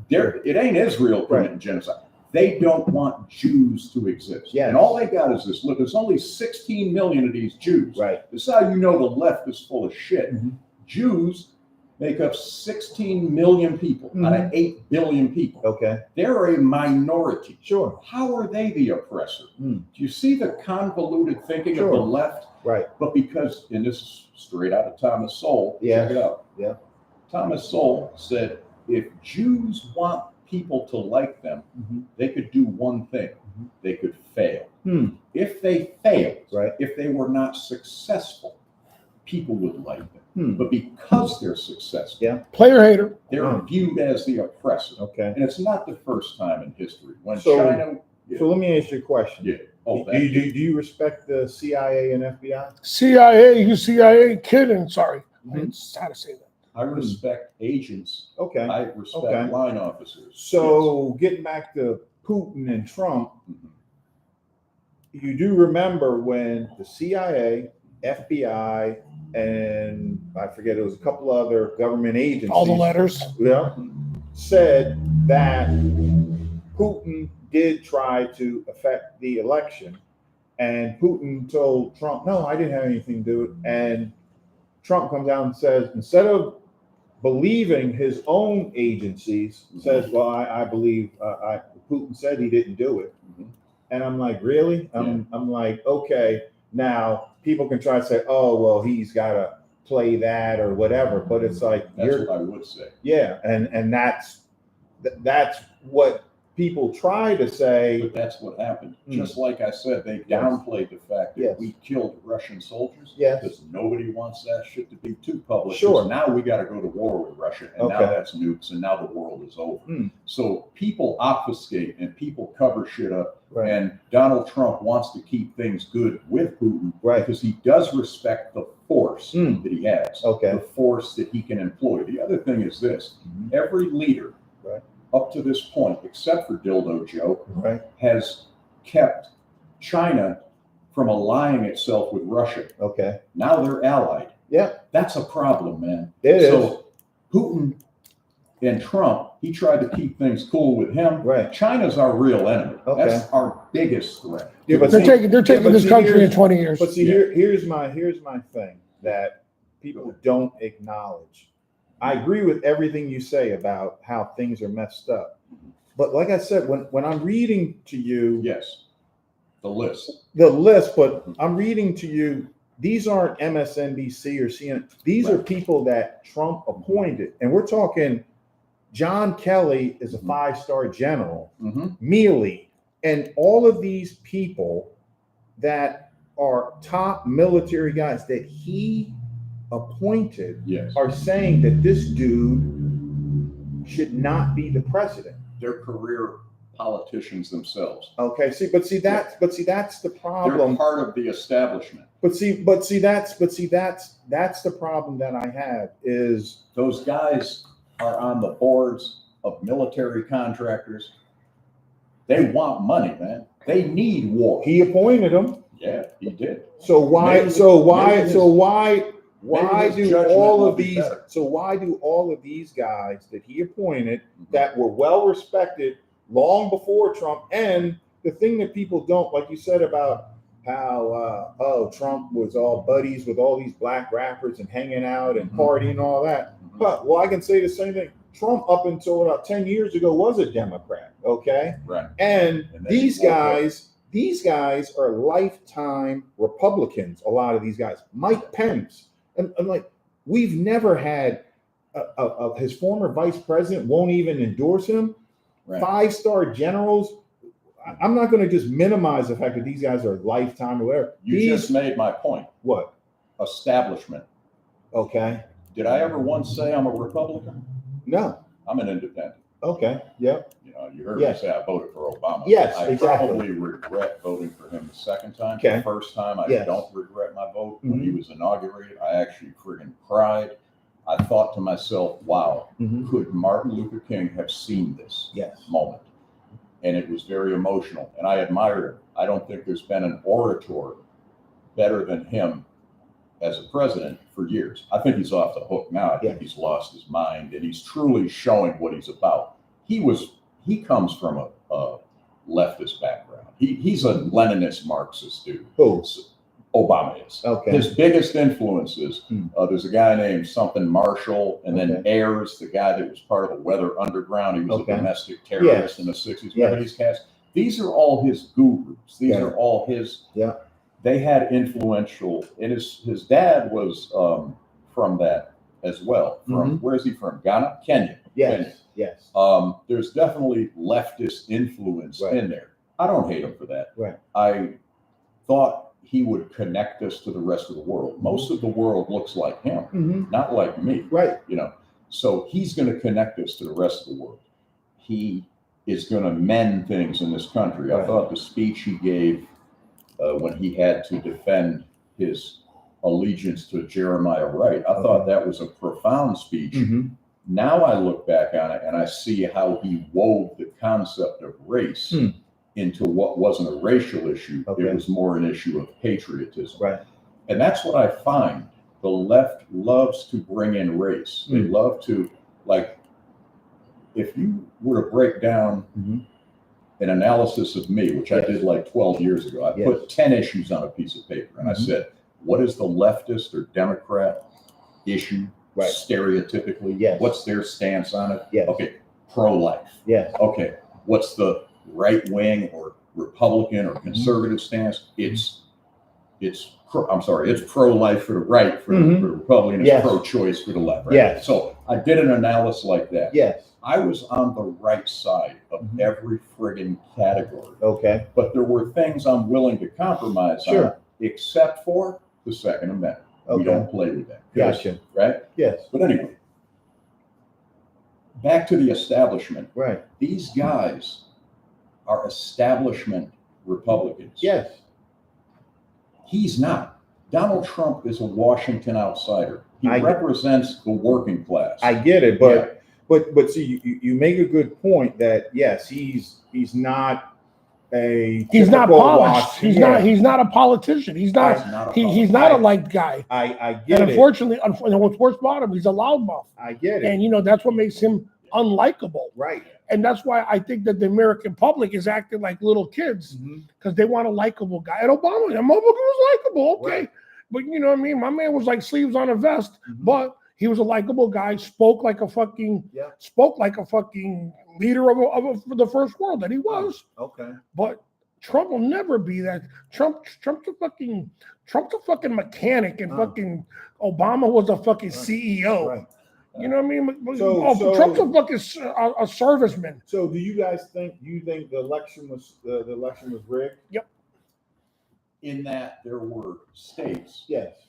who changed the election process Mhm. in an unconstitutional manner. Okay. In other words, they used COVID Uh-huh. to rush in these new election rules, Okay. which by constitution, Yeah. those election rules are supposed to be decided upon by state legislatures. Okay. In some places that Yes. wasn't done, and I Okay. think Pennsylvania is one of those places. Okay. So when on January 6th, Yes. the electors can choose to not go through Mhm. with that process. Okay. And that's what Trump was trying to get going there because Hmm. he believed it wasn't a constitutional election, at Okay. least at certain state levels. And he's right, because state legislatures, if you change, each state is free to make up its own Sure. how they do elections, Yes. but it has to be decided upon by the state legislature, Okay. not the attorney general, not the Yeah. governor. It can't be rammed through, or Sure. it shouldn't be. COVID was used Yes. to fuck Trump. Okay. One, and they said it. Hmm. There were Democratic politicians that said we can exploit this for our purposes, and they did. Okay. We're going to blame Trump for COVID, Yeah. which nobody could fucking see coming, Okay. and we're going to shut the economies down Mhm. in at least the blue states. Yeah. Shut the economy down because COVID's going to kill you, man. Yeah. You're going to walk down the street and like Ebola, you're going to start bleeding from the eyeballs and just fucking die. Right. When COVID first came, Yeah. I didn't leave my house. Uh-huh. I wanted to see what was going to happen. Sure. It became apparent Mhm. right away Yeah. that COVID was a true lethal threat to Mhm. elderly people Yes. and people with health conditions. I had parties. But for the most part, it didn't affect people who were not in that group. I Right. know of one person of a fairly young age who Yes. died, and it's a tragedy. Yes. And it is a tragedy that anybody died. Sure. But for the average person, it was a flu. It Yes. was a bad flu. I get and it. now that's what it really is. Sure. So was it when people blame our economy on COVID? Mhm. No, it's not COVID. Mhm. It's our reaction to it. Okay. We should have approached it with a scalpel Yeah. and not a sledgehammer Okay. by shutting. We've robbed kids of fucking 2 years of their life, Sure. their education, Yeah. their socialization. Yeah. Okay. We're going to suffer the effects of how we treated COVID, Mhm. how we reacted to it. That's going to hurt us more than the virus itself did. Sure. But anyway, the Democrats said, Yeah. we're going to blame them for the economy too. Well, motherfucker, you're the ones who shut the states down. It Mm. wasn't Republican Sure. governors or Right. conservative people. When people were protesting in Michigan, Yeah. those were right wingers. Mm. They wanted to go back to work. Mm. That's why they were protesting. People want, let me make my money. Let me Right. live my life. Let me go to my church. They didn't shut strip joints down. Right. They shut churches down. Well, here's a question for you guys. Yeah. Do you guys know who Chris Krebs is? His name's familiar. Crisscross, jump. Okay, Chris well, Krebs? yes. No. Okay, well, Chris Krebs was hired by Trump. Okay, Mm-hmm. lifelong Republican. Yeah, establishment. Yeah. No, and he put him in charge of making sure that the election was fair. Okay, and and work on any inequities or any false, whatever you want to say. Okay, put him in charge of cybersecurity. Mm-hmm. Look him up. Okay, Krebs reported back to Trump after the election, and he said this was the most accurate election ever. You know what Trump did to him? Fired him. Exactly. He didn't like his answer. Exactly. Yeah. Okay. And that's my point. Hired by Trump, lifelong Republican, young guy, I think he's like in his 40s or 50s, not just some old fogey, Mm-hmm. was put in charge to make sure that the election was as accurate as can be. He said it was. They fire him. And what a lot of people don't realize is check Hillary. Hillary lost actually by tighter margins than Trump did in almost all those battleground states like Michigan, Wisconsin. She lost by tighter margins. You know what Hillary did when she lost? Put on her big girl pants, Mm-hmm. called them up, and said, "Congratulations." Now, I'm sure it was tough for her to do, okay? But she said, "Congratulations." Don't you have a problem? Do you have kids? No. Okay. Don't you have a problem when you have a person that, when you were growing up, and I said this to JG, when you were growing up and you were around like a kid in the neighborhood, that every time things didn't go his way, he said, "Oh, you cheated. I quit. I'm taking my ball home." What would you call that guy? Donald Trump. No. What would you We didn't like that. Okay. He was so a crybaby. thank you. Right. So my point about this guy is, do I think that there was inequities in the last election? Of course there is. There's always going to be. Right. Okay. But the fact that this guy is such a childlike man, okay, that he would not, for the first time ever in the history of modern elections, refuses to accept that he lost. Are you kidding me? It's like, listen, you don't have to be happy about it. You can say, and you can even say that, listen, I'm going to investigate this further. I don't accept that I lost. I think I should have won, but all right, Joe, you won. I'll see you in 4 years. I'm going to kick your ass. Not this guy. Nope. And then what does he do? He stirs up the people on January 6th and tells them, we got to fight. The election was stolen. And then I had friends that tried to tell, "Oh, Dave, what about in the cities with the Black Lives Matter?" I'm like, first of all, okay, I don't remember any of those people that were rioting with these black lives. They weren't wearing Biden hats or Kamala or Obama shirts. No, they were just being bailed out by Kamala. Well, whatever you want to say. Now, what about? she Oh, so hold on. was- Let's look at something local. Hold on. Yeah. Finish your Because- thought. Yeah, but Okay. January 6th, I just don't understand why we minimize. That will go down. Your relatives, You your said great nieces and your great uncle, they will learn in history that was one of the worst days of modern day democracy. And when I look at police officers, like I said, I guarantee you, find me one Capitol Police that doesn't blame Trump or just says, "Hey, it was what it was." Remember the ones that died? They were Trump supporters, actually. Their families went on to say that. They were Trump supporters. So hold on. And they didn't die from the riot. They No, died of exactly. complications. That's So- exactly right. What about here in Hartford? Yes. You were here that day. We were working out. Yes. My publicist, Mm-hmm. 115-pound female. Yes. She was driving up to Mass, Yes. and she got stuck when they shut down the highway at the Capitol Ave. Okay. And dude's fucking beating on her fucking car, calling her a fucking cracker. Oh. And she's 15 pounds. Yes. And she's scared out of her fucking life. Yes. And she calls me that day. Yes. and my phone kept ringing. Yeah. And I go, who the fuck's calling? So I pick up the phone, and the first thing she's out of her mouth, she says, "Now I see why you carry a gun." Why were they rioting? Because they shut down 84 right at Capitol Avenue. They shut the fucking both sides down during the fucking BLM. And now Hartford got into it like that. Yeah. It was pretty mild. Yeah, no, they shut 84 down right there at Capitol Ave. I never knew that. And so when I see all this shit with Seattle, Seattle, they burned down New York. They burned down precincts, right? Yes. So how about my problem with that bullshit is you burn down a precinct that has evidence for cases. Yeah. So how many murderers got off? How many fucking molesters, rapists got off? Because there's no evidence against them now. So guess they walk free. 26 people were killed as a result of those. So, you know, how do you take over a fucking town, 3-4 blocks, whatever, and they make it a sanctuary city now and all this shit? Rioting was okay when it was for that cause. It wasn't okay. Exactly. Here's the thing about January 6th. Yes. There were tens of thousands of protesters there. Yes.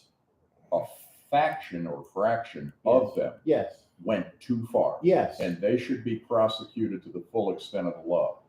They, like other protesters for other causes, are passionate. Some of them were probably hammered. Yes. But when in the history of mankind has an insurrection ever consisted of never firing one shot, killing one person, and when they finally got to their objective, which was to break in the building, they stole Nancy Pelosi's podium and they posed at her desk for a selfie. That's right. That amounted to vandalism. Right. It just happened to be in the people's house. Yes, that's right. It's not an insurrection, man. It's not an insurrection. It's a bunch of yahoos, and they should be prosecuted. Anybody that punched a cop, the cop that shot the woman, I got no problem with him shooting her, as long as the rules of engagement were established. Right. If you pass this door, if you breach this, that's right. I don't think they were ever established. There's video of them escorting. Remember the dude with the big buffalo hat? Yeah, the shaman. The shaman. Yeah, correct. They were touring him through.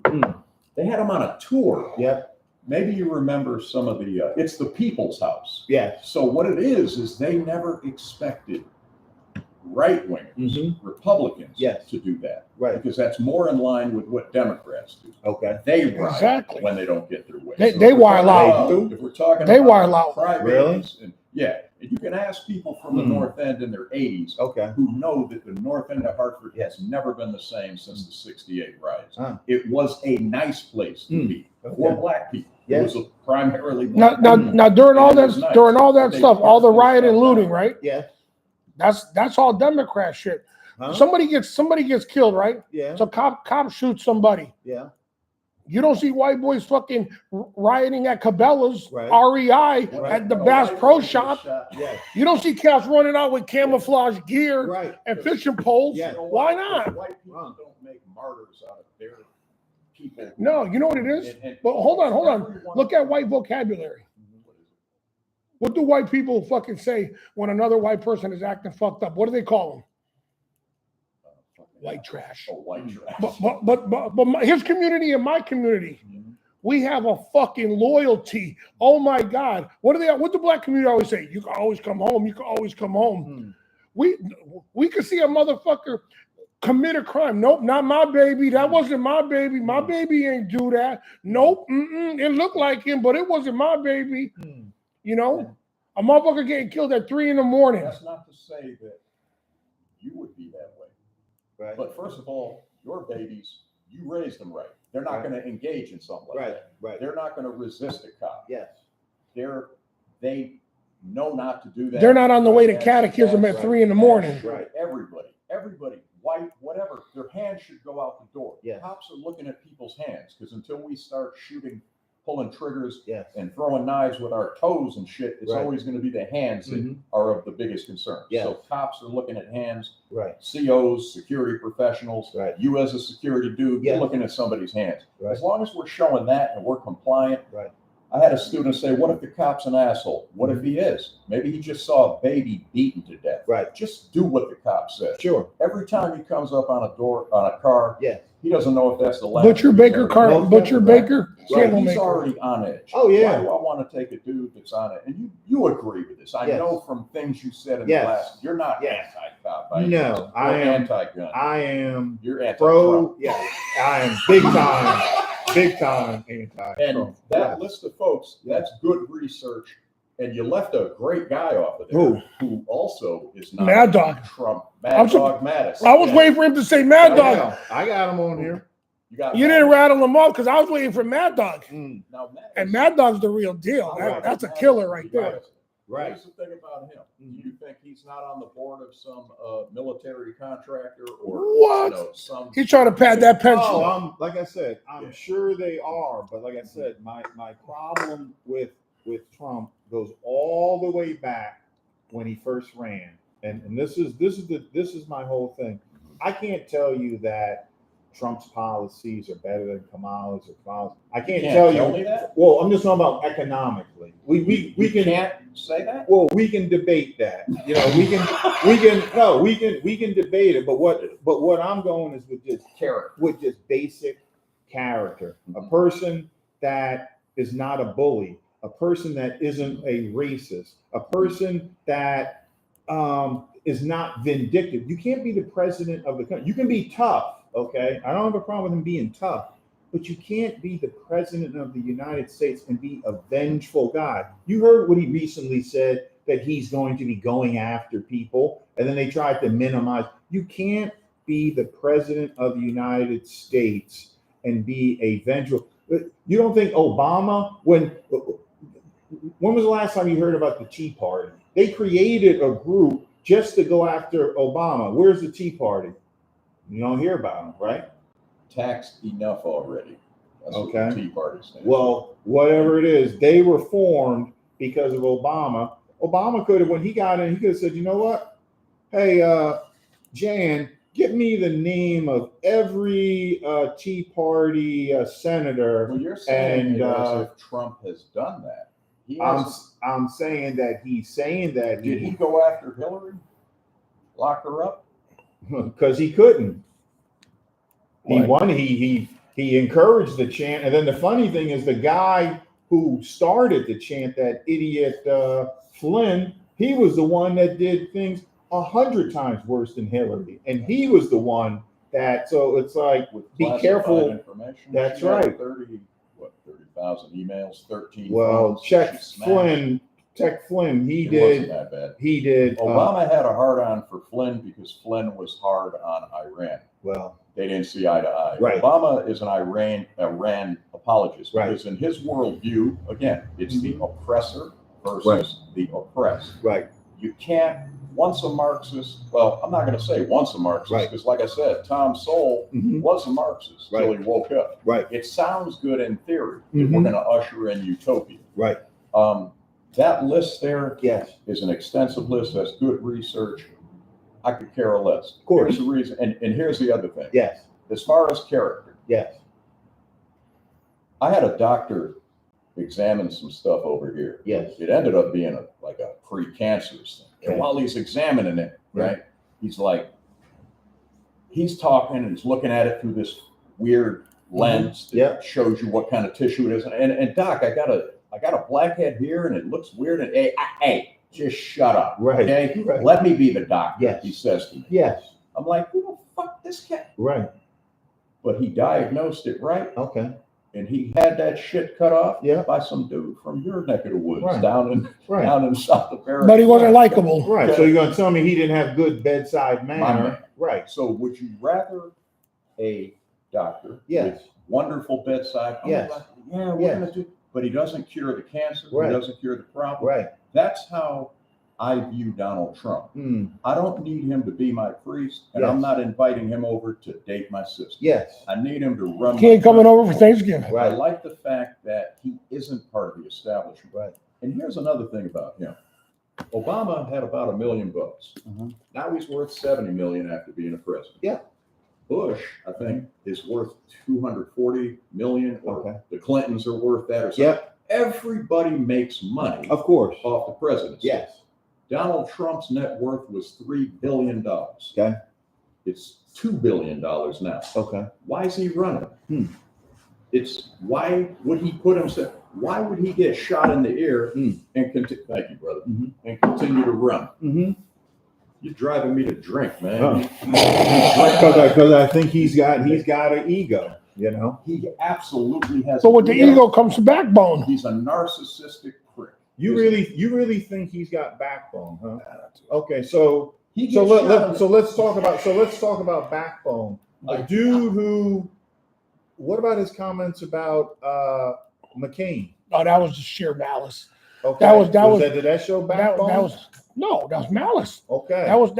That was just him coming off way too slick, super slick, and super wrong. Right. You know what I mean? That was you know what I mean? That's just as dirty as when. See, Hold on a second. Let me finish. Him throwing that out there. Yeah.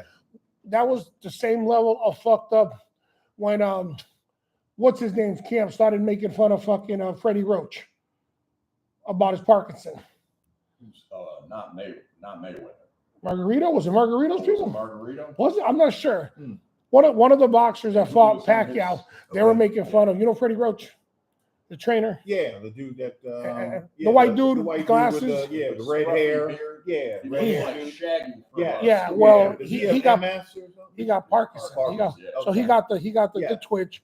And one of the dudes he was fighting, they started clowning on that. Okay. And then when they did fight, Yeah. Pacquiao came out and stomped a mud hole in him. And he said that's for Freddie Roach. Gotcha. And Freddie Roach is a fucking establishment in the boxing world. Yeah. But yeah, that was classless. Yeah. And once again, I gotta say it. This guy isn't a politician, man.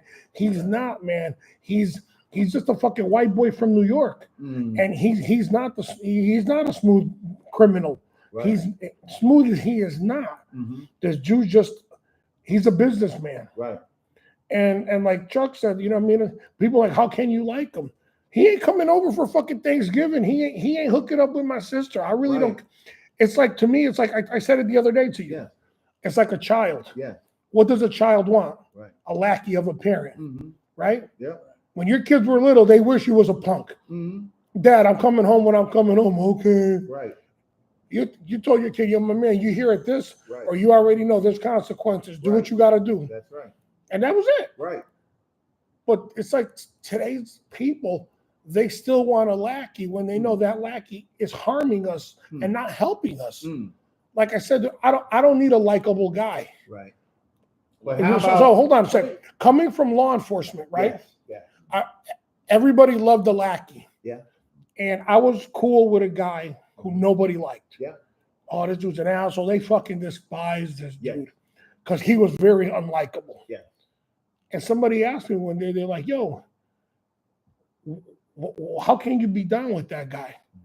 And all I could tell them is, I said, shit popped off. Is your buddy going to lead us?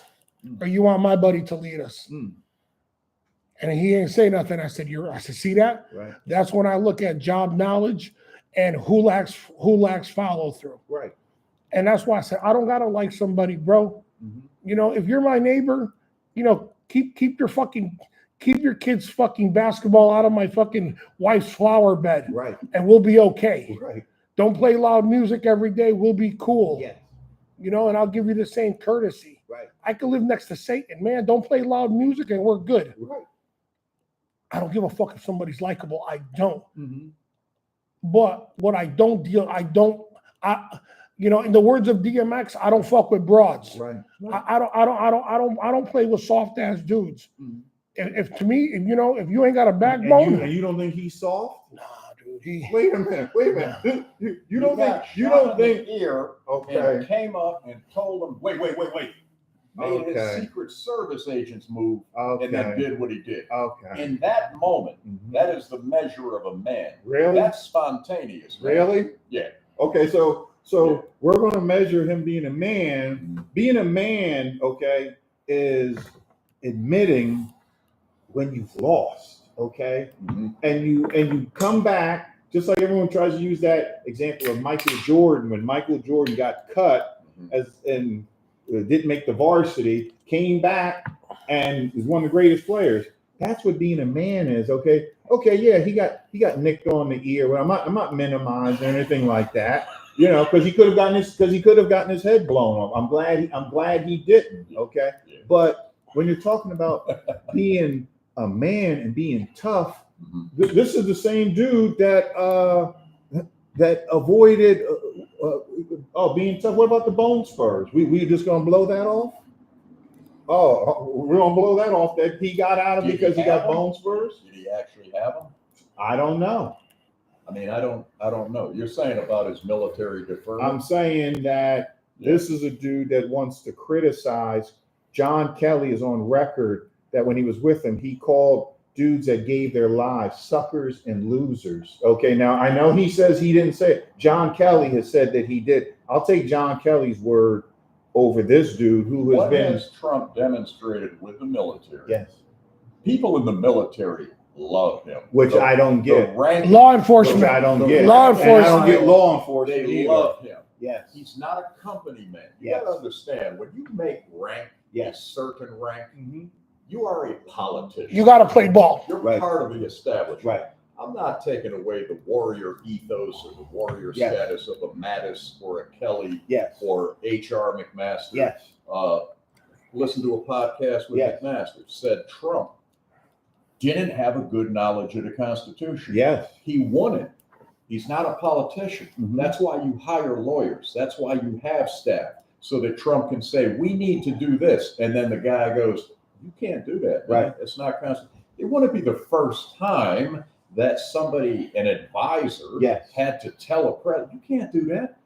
The president is an executive. That But means see, he's what supposed you to just said, execute. Yeah. that's his problem, is that I don't. Well, what has he done unconstitutional? And what of his enemies has he come after? And as far as Hillary Clinton Mhm. conceding, let's Yeah. go back to that. Yeah. Right. What? Russian Mm-hmm. collusion. Okay. 3 years and $50 million of taxpayer money to Okay. investigate some shit that never happened that Hillary's actually guilty of because she worked with Russians on that Steele dossier Okay. to try and gather some info to trump up a story, no pun intended, Mhm. on Trump. Yes. His own Justice Department, which was really Barack Obama's Justice Department, he Yes. inherited it. I'm good. He inherited it. They came after him. The FBI dude, Comey. Okay. Yes. Mhm. All right.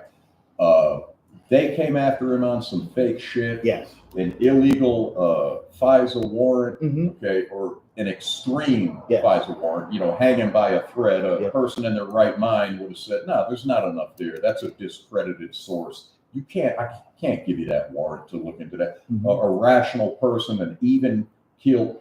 They didn't want him in there. They tried to sabotage his shit. And quite frankly, Obama had people spying on his shit before he even, during his campaign. Okay. This is not made up stuff. Mm-hmm. So, and I'm kind of losing my train of thought because I want to go down that and I'll have to refresh my memory on it more. Sure. But Obama was in power when these investigations and these FISA warrants were being served. Yes. And Flynn they were going after Flynn. Yep. Obama didn't like Flynn. Mm-hmm. And then after Trump becomes the president, Yes. his own Justice Department keeps this thing going. They work for him now. Mm-hmm. And even people he's appointed Yep. continue to mess with him Mm-hmm. and support lies about Russian collusion, which never happened. And what does that tell you about him? Mm-hmm. He is a threat to the establishment. He's not a Washington insider. And here's the problem with Washington, D.C. You ever been there? Yes. Okay. There are ghettos there, sure. Of course. But it's a beautiful metropolis. Sure. Man. They got some good restaurants. Oh, they yeah. got this and that. It's a place where you could make a career. In fact, Obama bought a house there. Ah. He bought it on Martha's Vineyard, Mhm. but he bought, or the Hamptons, Yes. the $14 million mansion in the Uh-huh. Hamptons, which is supposed to be underwater because Obama believes in climate change. Ah. Why would he buy a house on the coast? Because he doesn't really believe that shit. You think Sasha and Malia are on Obamacare? You think that's not happening. But anyway, Obama buys a house in Washington. Yeah. Washington is called the swamp. Our founding fathers meant for it to be not the founding fathers, but as our country evolved and developed, and we put our capital there, it was meant to be a place where you go serve a finite period of time as a statesman and then go back to your farm or your business, whatever. It was meant to be a place where you go for a finite period and not make a whole life career, not a 40-year career or a 50-year Joe Biden career, a career politician. And it isn't even the elected people that are the problem. It's the unelected bureaucracy that lives there and thrives there. That's the problem. Trump is an enemy to that establishment. Vivek Ramaswamy is an enemy to that establishment. Why? He wants to get rid of the Department of Education. Why don't you like Vivek? Like him. Vivek has the best handle on our founding documents of anybody. This is what he said about the Bill of Rights. He said, the first 10 amendments, the Bill of Rights is great, but it's the Second Amendment that gives the Bill of Rights its teeth. Because you don't have any rights if you can't protect them. That's why we're so big on this thing. That's why we value that. That's why we're not subjects. Remember I said about that grid, two sides? Believe in traditional marriage, it's a man and a woman. But if two consenting adults want to marry and that's what they do, whatever, it doesn't bother me. I'm pro-life. I believe that's a human being. But there's exceptional situations, and quite frankly, I don't have kids, and I'm not a kid. So if you're terminating kids, it doesn't affect me. The border, we ought to have a border because it enables us to operate in an organized fashion from within borders. But if you want to disintegrate the border, let it look like the start of the Boston Marathon, let them pour in. Prisons, get rid of prisons. Police, defund them, get rid of them. I don't need them. Kumbaya, my lord. Get rid of all of that. Kumbaya. I don't care. I'll Kumbaya, compromise my on all of that. lord. Kumbaya. But do not mess with the Second Amendment because that does affect me. Our ability to protect ourselves, right? So that's why until the Democratic Party changes its stance, because I'm not a Democrat or a Republican, but the Republican Party just happens to have a platform or run on a platform that most closely resembles my values. And my goal here was to try and make sense and maybe even win you over to a degree. I think that list tells a lot, is telling. I go back to what I said about establishment and how he's a Washington outsider. I go back to the fact that he was a $3 billionaire, now he's a $2 billionaire. Why would he do this? You hit it on the head when you said he's got an ego. He's a narcissist. He definitely comes off that way. But the interesting thing is, on a personal level, people like him, man. When he's with people, like not the people on that list, but that's their career, right? That's their job. He's a threat to that. People, when they interact with him, they actually like him. He's actually a nice dude, like a dude that golfs with him. He'd go to the club. It was a Jewish guy. He said, they won't let you in that club. Well, you come to my club, Mar-a-Lago. And then he's playing with Trump, and he goes and he says, Trump cheats. He cheats at golf. But I just like him. I like listening to him.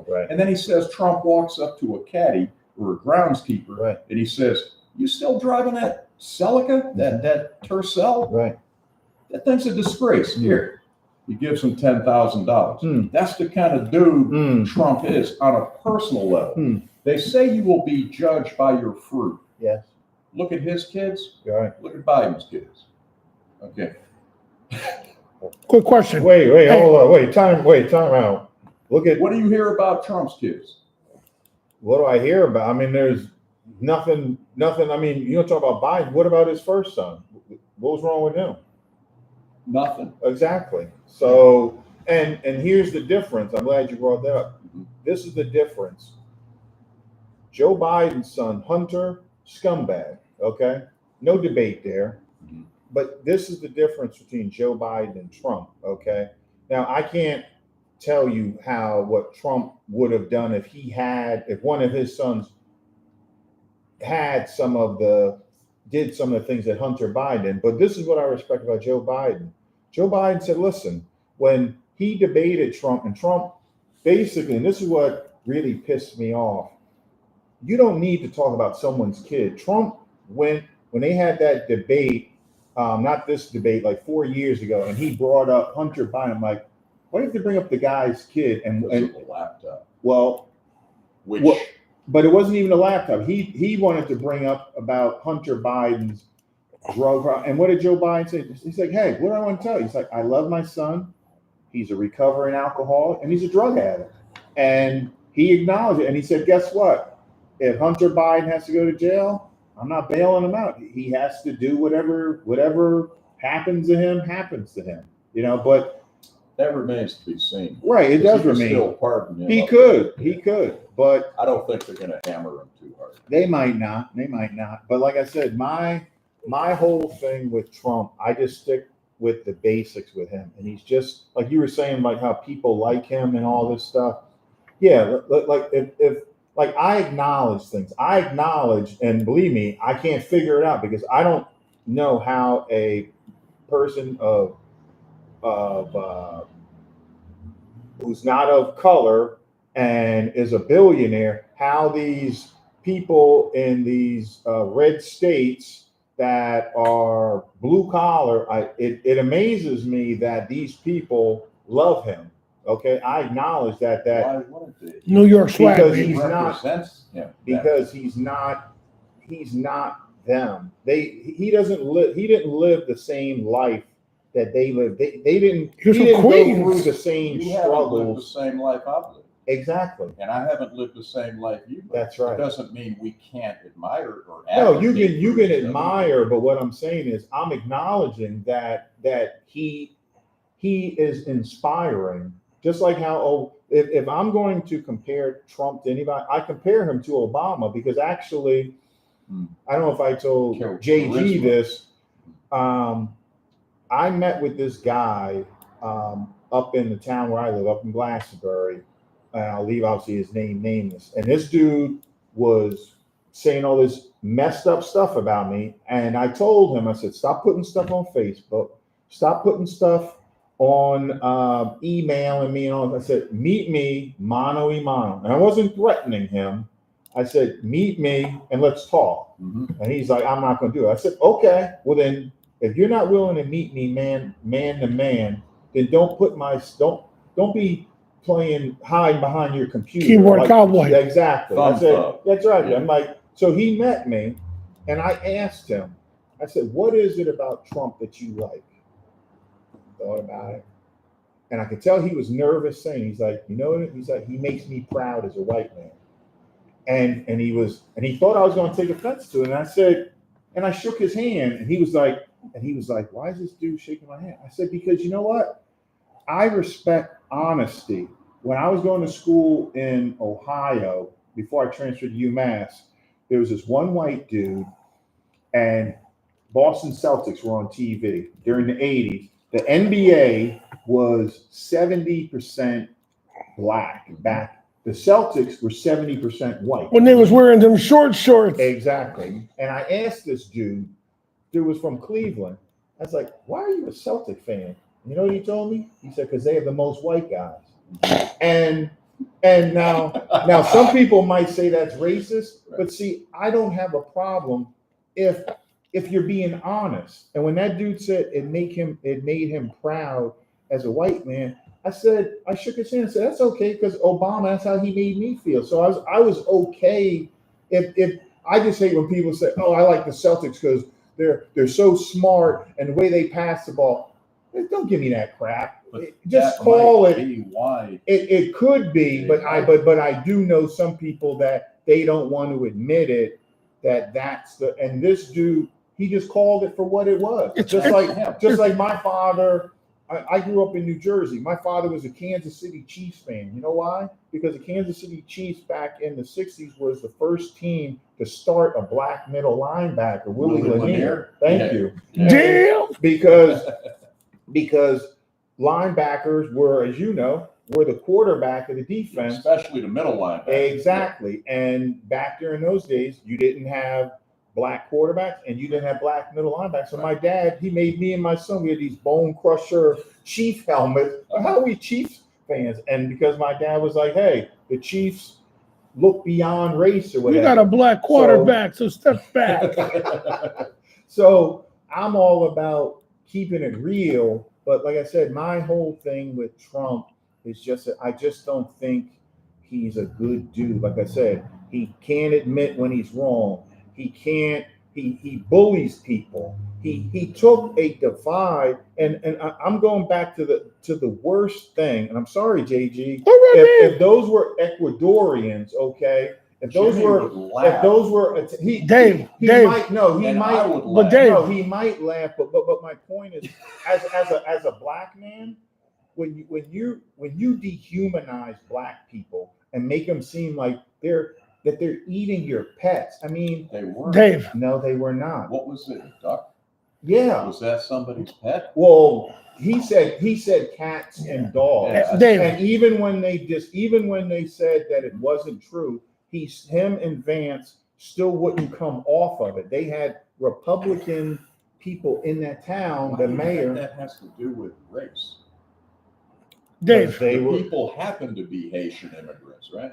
See, you're seeing race. I'm seeing race because that's what, just like, If that's the prism you view life through, if all you have is a hammer, Yes. everything's going to look like a Everything's gonna be a nail. nail. So if you're viewing yes, the world through the prism of race Yes. or political identity class, yes, then you're going to be able to find a racial causation for every phenomena known to man. yes. Can I do something with you for a second? Go for it. You got a gun? What's that? You got a gun? On me? Well, in general. No, Okay. No. You don't have a gun? no. Then you definitely don't have one on you because it would be illegal if you did. There Unless you you go. grab one of Jimmy's. No, Right. I'm just asking this question. Yeah. Use of force. I don't know Yes. how far we are into this. I want to play Go something ahead. with you. Good. I'm coming at you with a knife. Dave. Yes, You have your gun. You're Yes. a legal carrier of a yes, gun. yes. What are you going to do? I'm rapidly closing distance I'm out. going to shoot you.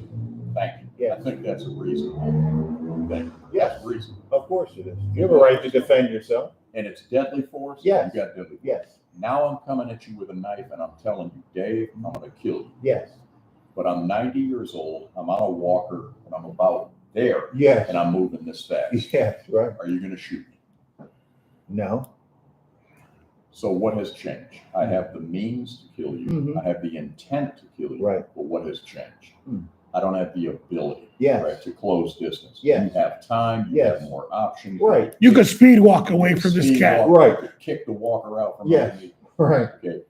In either one of those scenarios, Yes. did it matter to you what color I was? No, Did it matter to you what religion I was? of course not. Did it matter to you whether I was a Red Sox or a Yankee fan? Nope. No. No. You see what I'm saying? Mm. There's information Mhm. like the race of a person, Yes. the religion of a person, Yes. but that's not consequential information. Mm. What's consequential information in that scenario is Yes. things like means, ability, intent. Yes. Those are bits of information that mean something. Right. Our color, our religion, our political affiliation, Yes. that's about as pertinent to that situation as whether the wind was blowing Sure. that day. Right. It's information. Yes. So, yes, they're Haitians. Yes. But do we know that he said that because they're people of color? Is that the conclusion we draw? When he's talking about MS-13, his Yes. opening thing, Yes. it was basically chopped up, Yes. and the rapists and he already established Hmm. that it was MS-13 he was Right. talking about. Sure. In Charlotte, Yes. when you hear there were good people on both sides. Yes. He had already, if you listened, if you had the benefit of hearing the whole speech, which Uh-huh. most people didn't, Sure. because the media chops it up and edits it Sure. for their purposes. Yes. Because most of the media is the Right. propaganda wing of the leftist, the Democratic Party, Okay. and that has to do with the Marxists infiltrating Yeah. our higher institutions of learning, Sure. Hollywood, Yes. the mainstream Yeah. media. Yes. The mainstream media is run by 5 or 6 major corporations. Yes. One of those corporations leans right. It's called News Corp, and that's Okay. where your Fox News and your Wall Street Journal, Yeah. New York Post, Right.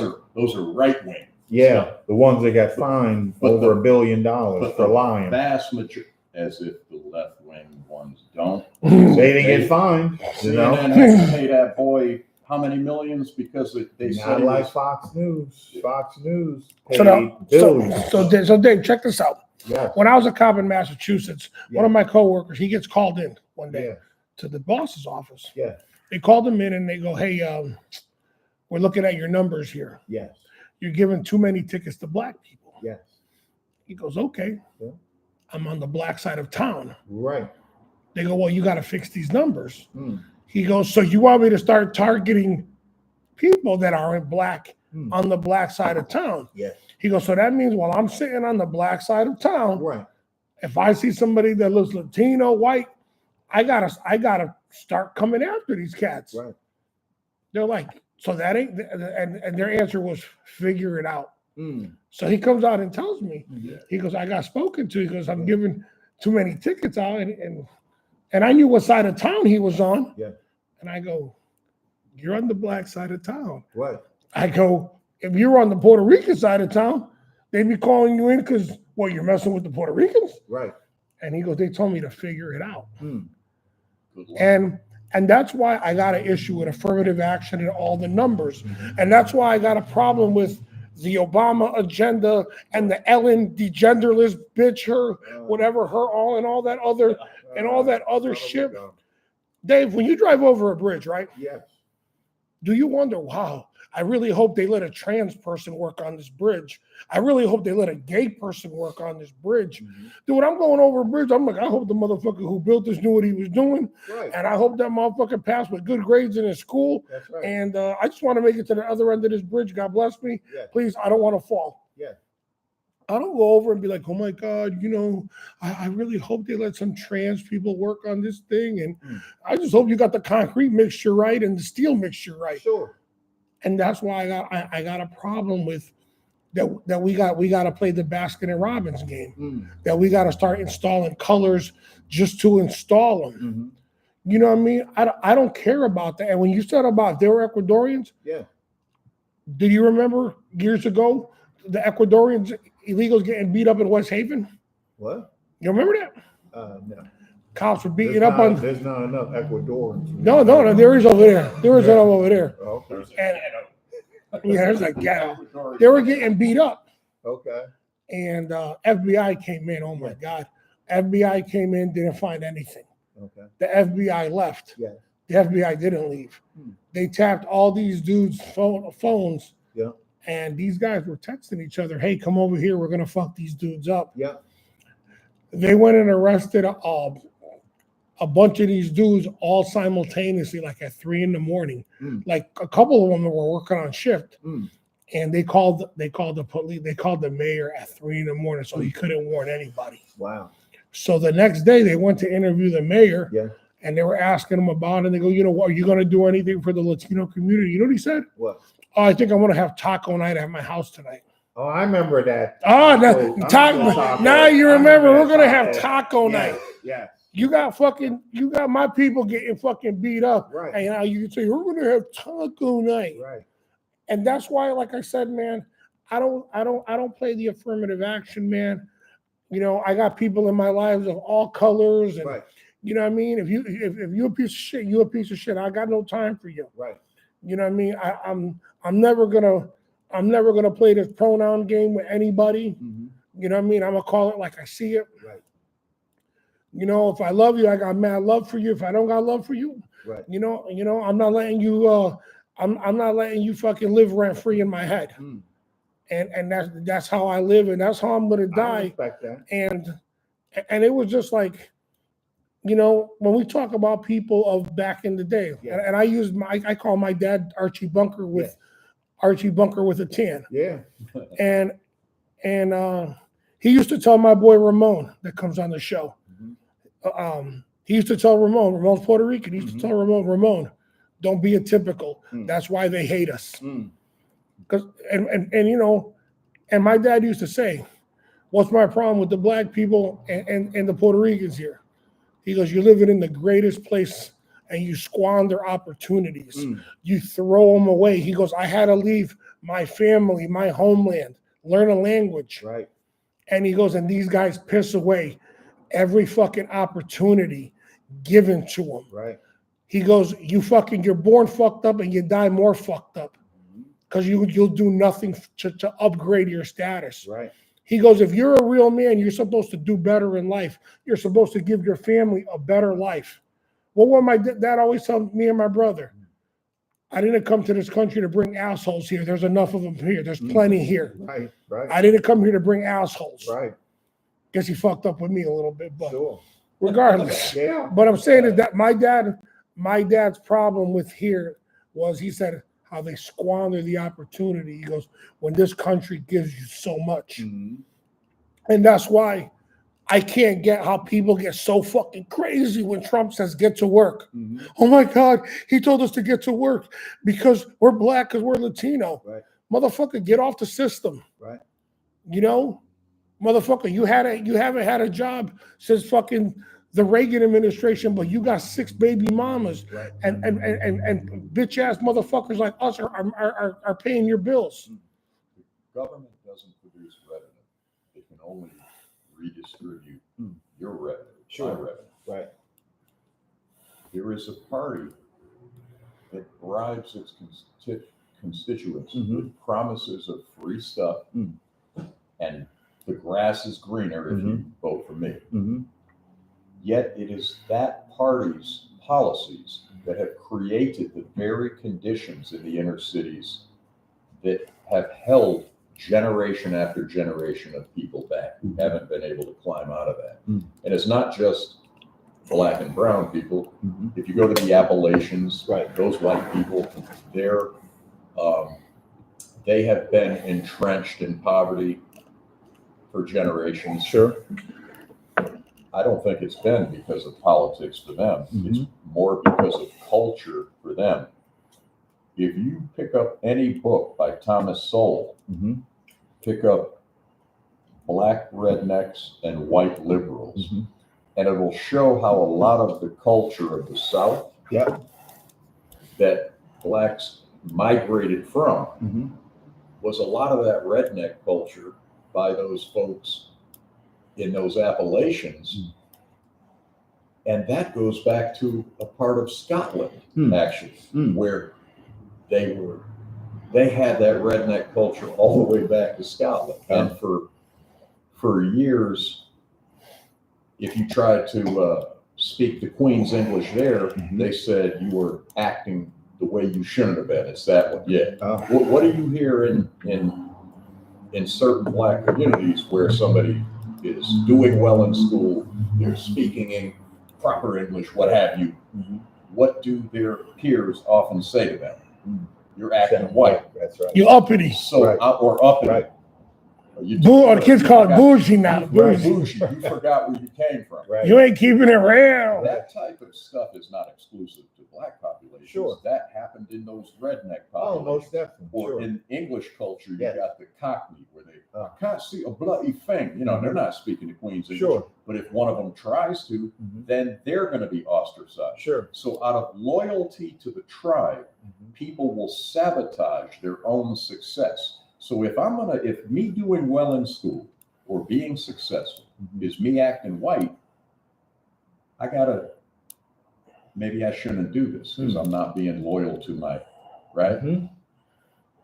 Well, thank God teachers didn't worry about people's self-esteem back in the day because it enabled guys like Thomas Sowell and Walter E. Williams and Shelby Steele. You know these guys?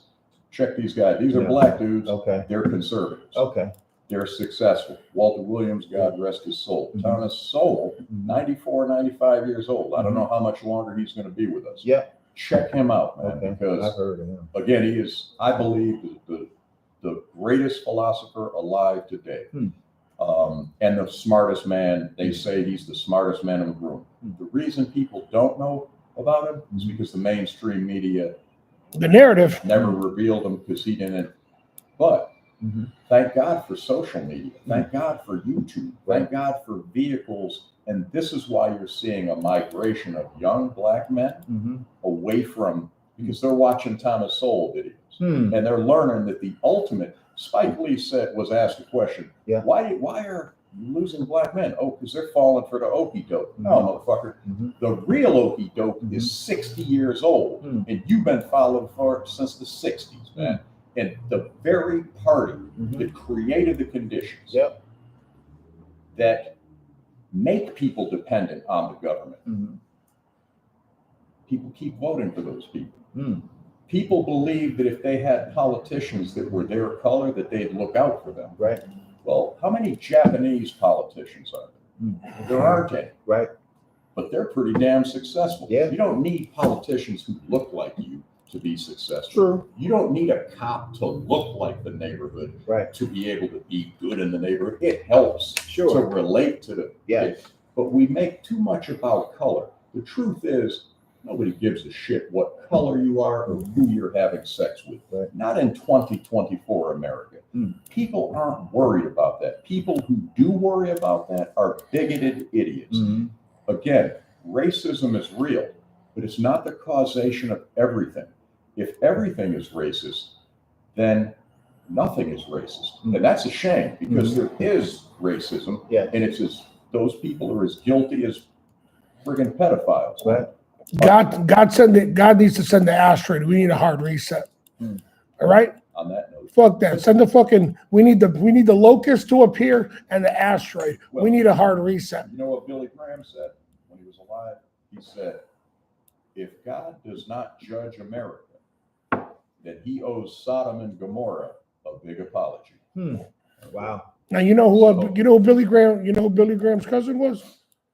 Jerry Lee Lewis. The killer, baby. The killer. Right. The killer. Yeah. Yes, sirree.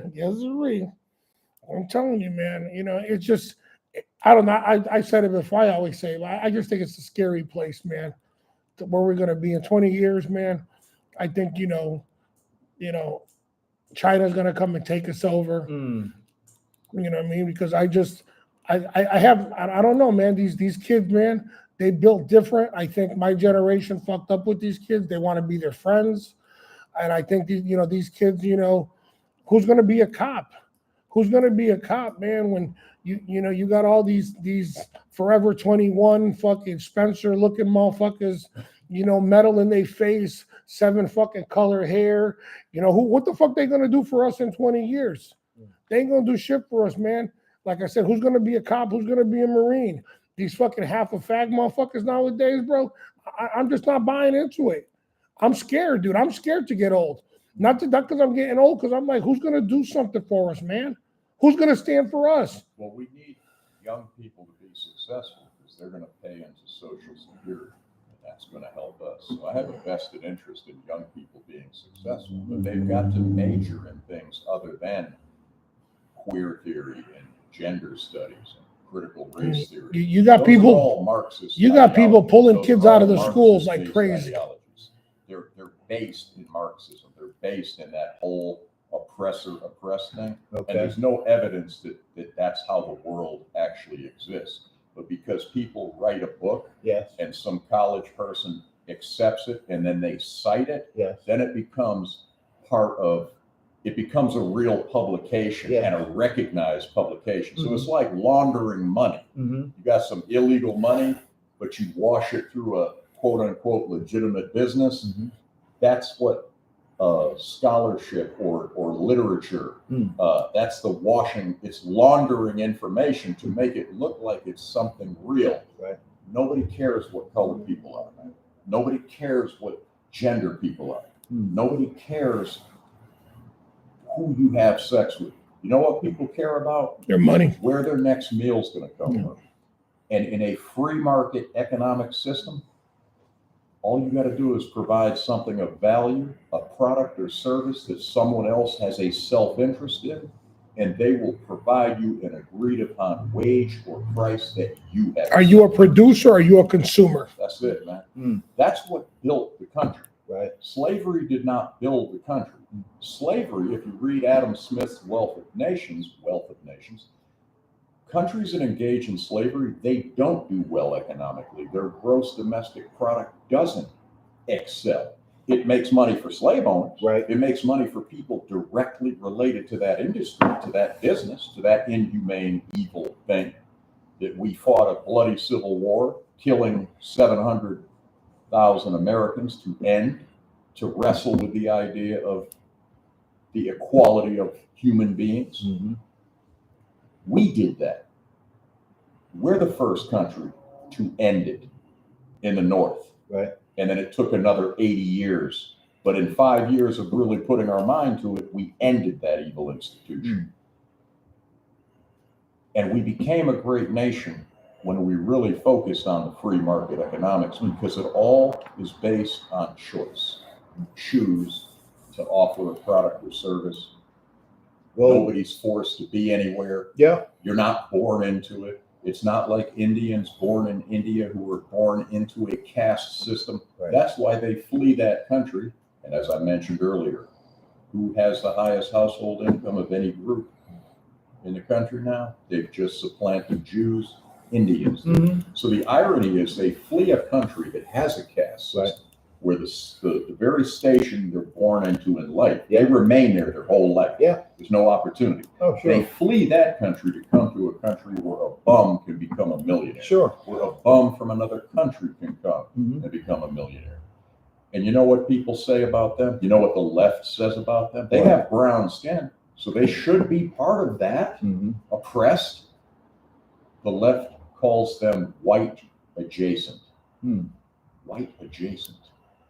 So you see, if you're successful, Mm-hmm. that's associated with white Mm. and whiteness. So you could be Asian. If it ain't white, it ain't successful right. as hell.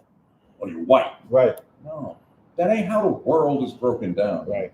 That isn't to say that we don't have a bloody, nasty history. Right. But for 10,000 years of recorded human history, slavery existed Yes. and inhumanity existed. Right. And it isn't until, and the whole world was cool with that Mm-hmm. for 9,750 years. Right. And then about 250 years ago, Mm-hmm. some folks wrote on a piece of paper, all men are created equal. Mm-hmm. And although they weren't living it out at the time, Right. it created a blueprint for us to become the most, and I'm going to quote the left now, Mhm. the most diverse, equitable, and inclusive nation in the history of mankind. That's what we are. Okay. That's why we don't have to mobilize a group of people and cry race and racism, Right. and everything is about race, and he's a racist, Yes. and she's a homophobe. Right. Homophobe and Islamophobe. A phobia is an irrational fear of something. Right. I don't have an irrational fear of anything. Well, I here's just don't get down like that. yeah. Well, here's a question. Yeah. For you guys. Why is it if you guys don't think Trump's racist and all this stuff? Yeah. Why is it that white supremacists and I know both you guys heard of David Duke, okay, former Imperial Wizard. Dukes of Hazzard, no. Okay, why did he say that Trump speaks for us? Anyway, I could say he speaks for us too.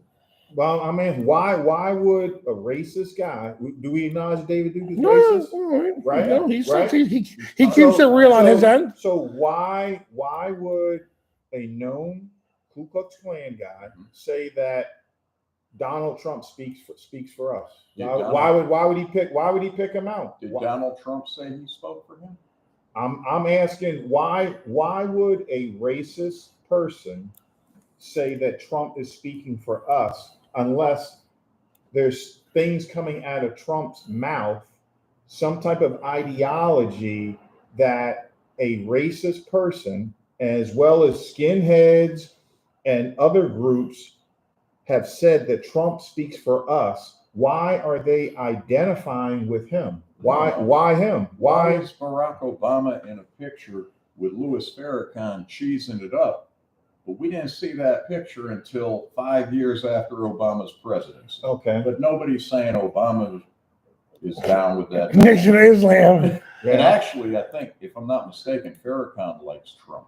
doesn't he? No, I thought he did. no way. No way. Anybody can. But see, Okay, hold on. You guys Let haven't me- answered the I'm question. going to answer it right now. Okay. I'm going to answer it right Yeah, now. Yeah. You want to know how to win over somebody? Don't you want to know how he wins them over? What? You got an average 9 to 5 couple trying to send their kid to college, Yeah. and they can't make the fucking thing. Yeah. But you got somebody that just got here, has never kicked in. Yeah. There's a hatred right there, dude. Okay. They don't give a fuck where they're at in the fucking color spectrum. I've been busted, right? I've had a legit job since I was 15 years old, paying Sure. taxes. Okay. Yes. Now, me and my wife, we're doing the numbers. Yes. My kid can't get no student loans Yes. because I make too much, she makes too much. Yes. You got somebody telling people to get to work and you want to start cutting welfare, motherfucker, you got me hook, line, and sinker.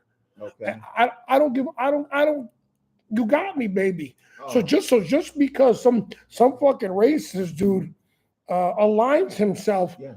So what happened if some trans dude aligns himself with them? They go, I like what he says. There is The- a the- trend, the- dude. I think, doesn't Bruce Jenner? Well, what about the fucking the spokesperson there? The fucking he she that's on the panel there. Who? Fucking the military? That's not Trump's guy, though. is it? No, but look, they hired one of them cats, and they're all over it. So guess what, man? Just because a racist dude says it, Yeah. that's like a white guy saying he like rap music. Who did- So is rap music white now? No. Yeah, Anybody can line himself. Yeah, but The see, you're Black not. Panthers voted for. What's that? Who do you think that the Black Panthers might have said that Obama spoke for them? Probably. Right. Maybe. I don't know. Yeah. So there's going to be. But see, I you would say guys. that But see, you're people- not answering. You're speculating. What I'm saying is, He can't control what David Duke says. no, and I'm it not. doesn't mean No, that but I'm Trump- not. I'm not saying that he can do anything. I'm not saying that he should do anything. But when a racist group, and this isn't, and it'd be one thing if it was just one guy, but we're Trump talking. speaks for me. Right. Am I a racist? I didn't say that. No. Okay. Right. Trump might speak for a lot of people. Yes. For a variety of reasons. But why Did is he it? say that Trump speaks for me Yes. because he's a racist and he's going to put people back in chains? And he, as Joe Biden said, they're going to have you back in chains. I don't know how Biden got that accent. but Yes. motherfuckers- That's the one thing you'll never say about Trump. He Mhm. doesn't change his dialect based on what audience he's talking to. Mhm. Obama, Kamala, Biden, Hillary. Mhm. I got hot sauce in my purse. Right. Shut the fuck up, Right. man. It's like, oh, But see, So but hold see, on, hold on. again, Hold on, Dave, you guys, you're not answering Okay, Dave, the question because okay, you know hold on. why? Because in what way does he speak for David Duke? Did David Duke say that he speaks for? Did David Duke say, "I'm a Klan member. I hate black people. I hate Catholics. I hate Jews." well, if he's a Ku Klux Klan, he does. And Trump speaks for me. Mhm. Then I'd have to ask the question, where have I heard Trump say something against blacks? So I could give you quite a few things. You do know, hold on, Dave. but you're from New York City. Your question is that we Yeah. won't answer. Okay. Yeah. I'm a musician. Yeah. My music's on iTunes. Yeah. Do I regulate who buys my fucking album? Right. I can't. Right. If he likes my music, Yeah. you like my music. If I can't regulate who buys it, Right. okay. If you like tapping your toes, breaking your neck in the car, driving to work, you like my music. Yeah. That thing got nothing to do with me. You like Jim G's album. It's hot, it's fire. Right. But I don't know what you mean by I told you. Let me give you this. It got nothing to do to do with When the Klan racism. burns- When the Klan burns I don't get it. a cross, Yeah. that is a Scottish rite of the light of Christ shining. Okay. It's a Christian ritual. Yeah. When the Klan's doing that. Yeah. Would Jesus Christ endorse racism or the killing of innocent people? Mhm. You see where I'm going with that? So you could invoke anybody's name and say that your belief is congruent with what they stand for. Right. But you can misappropriate. You could kill the infidel out of the Quran and somehow justify 19 assholes ramming airplanes into buildings. Yeah. That doesn't mean that's what Muhammad meant. Right. So Give me my river of honey in 72 versions. But see, I get all that, but what I'm saying is when you get one of the most racist groups and the guy who was the imperial wizard, and then you get other groups, skinheads, neo-Nazis, all with their Trump flags and their Make America Great hats. You're right. You can't control that, who likes your music, but there's a problem when you get the most hateful non-ethnic groups saying that there's one guy that they say speaks for them and that's their guy. There's something wrong when these people are identifying with him. There's something wrong when you identify with somebody when you are a racist group. Like I said, you can't control it or anything like that, but there's something wrong with that. You can't. Well, you maybe can't, those people. Yeah. Not to interrupt. Yes, But maybe those people, like something else he represents, that they're also in line with, that has nothing to do with race. In other words, that could be true. maybe they're conservative. Yes. And this is the funny thing.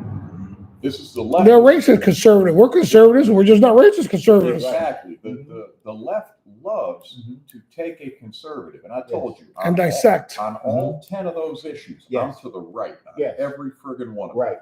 No compromise on the Second Amendment. The other ones, whatever, man. Yeah. Do your thing. Yeah. I can, But what the left loves to do is take someone who has conservative values and then call them a racist. Yes. And because there are a lot of guilty white people seeking absolution for a sin they've never committed, Right. they will suddenly abandon their ideals because now it's being associated with racism. It doesn't have shit to do with race. As Jimmy just said, Right. he's as conservative, if not more than I, Yes. and you see the shade of his skin. Yes. And somebody will say, how dare he be that way? Right. Why? And that's what He can't be his own man. and that's what I caught during the Hillary time. Yeah. And I even got kicked off Facebook for it because stuff I was putting up, Oh. and dudes are like, oh man, how can you be down like that? I said, whoa. And I told dudes, pump the brakes with me. I'm not a welfare baby. I wasn't raised up under the system. Right. My parents are immigrants. They came here, and my parents got to work. My parents ended up with pensions, 401ks. Okay, because why? Because my parents worked. We weren't welfare cats. Right. Okay, my parents saved their money. We got out, and we did. My father gave us a great life. My father and mother gave us a great life. Right. You know what I mean? So when some pendejo wants to fucking, y'all ain't keeping it real. Real what? Real what, dude? Yep. You were born here. You learned the language. You know the language. You only speak one language, fucker. So it ain't that hard. Sure. And motherfucker, you was born in the projects, and who the fuck are you to tell me anything with your 300 credit score, motherfucker? Fuck off. Okay? So that's why when these cats want to talk about that keeping it real shit, come on, man. You're raising your kids in the same shitty fucking neighborhood that you were brought up in. You ain't even smart enough to break that cycle. Because why? Because you're just a little crumb getter. Because anything the Democrats offer you taking it. Fuck you and your fucking Obama phone. Because you a crumb getter, baby.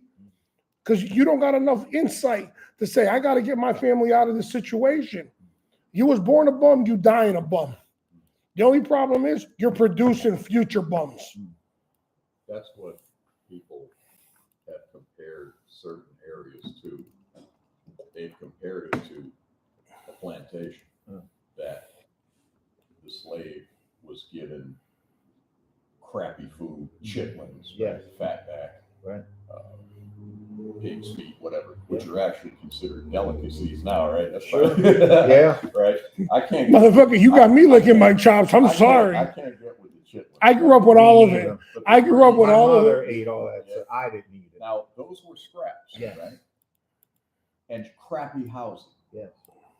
And for that paltry stuff, the slave owner got free labor in the form of slavery. Right. People liken that to modern day situations in urban settings where people might get a flat screen TV, might get a Lexus in the driveway, but they'll never have real independent wealth. They'll never be, truly secure, can't pay for a funeral. And for that, Look at a flat screen TV from Rent-A-Center, for those paltry things, from the Aaron's. Democrat doesn't get free labor, they get free votes. That's the, if you listen to certain people Sure. of the Republican persuasion, Yeah. or like a Candace Owens, somebody who is of the more conservative persuasion. Yes. They compare they call it the urban plantation. Yes. Okay, I don't know if you've heard the term. Yes, But analogy is the Democrats have been running that for 60 years now, and they get free votes without having to fight for it. And for that, they give a program here, a program there.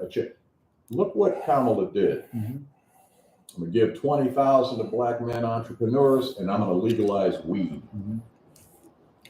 Isn't that an insult? Isn't that fun? What are you saying about black men? What are you saying? I mean, that's actually disgusting, man. Anyway. Right. Dave, final thoughts. Yeah, my final thoughts are it was a pleasure being here. I've always told my kids that the only way you learn is to speak to people respectfully that have different opinions, because when you surround yourself with people that have the same views, you don't learn. And I've learned a lot of things from you and from you, so I appreciate the opportunity, because I've always, anytime people have wanted to talk, I've always said I'll talk to anybody. So I really enjoyed this, because I like a good discussion when it's with good people. So I appreciate And a lot of people won't do it. Right. And that's why I gave you mad props. When you're like, yo, I'll come back on. I was like, okay, you know what I mean? I'm like, you could do this. Yes. Charles? It was fun, man. You are a good man. Thank you. In the name of Christ, I love you, brother. Love you too. Yeah, man. And God bless you. God bless you, man. Yes. We can make a weekly show out of this. Point, counterpoint. Yeah. That's I learned from you. I appreciate your intensity over the subject and passion over it. Thank you, brother. I don't agree, obviously, with everything. Of course. I would say, come to my side. I don't have a side. I'm not on social media. I don't do any of that, because there's already enough people in person I'm not interested in talking to. But when I can have an intimate conversation with a thoughtful, deep individual, a good man, a good woman, whatever. Thank you. I truly appreciate this, man. Thank you, man. God It's bless good you. stuff. It's Thank good you. stuff. Yeah. cool great. shit. Yeah. Well, people, we're going to wrap it up. Great episode today, gentlemen. Both of you gentlemen, thank you for coming down, hanging out with us this evening on a Friday. Beautiful night, winds blowing, city's active. Thank you guys for coming for the ride. Once again, I'm your host. Yes. And thank you for hanging out with us tonight. Like always, let's try to treat each other a little better. And let's look out for each other. Let's stay safe out there. And once again, good night, America, wherever you are. Yes.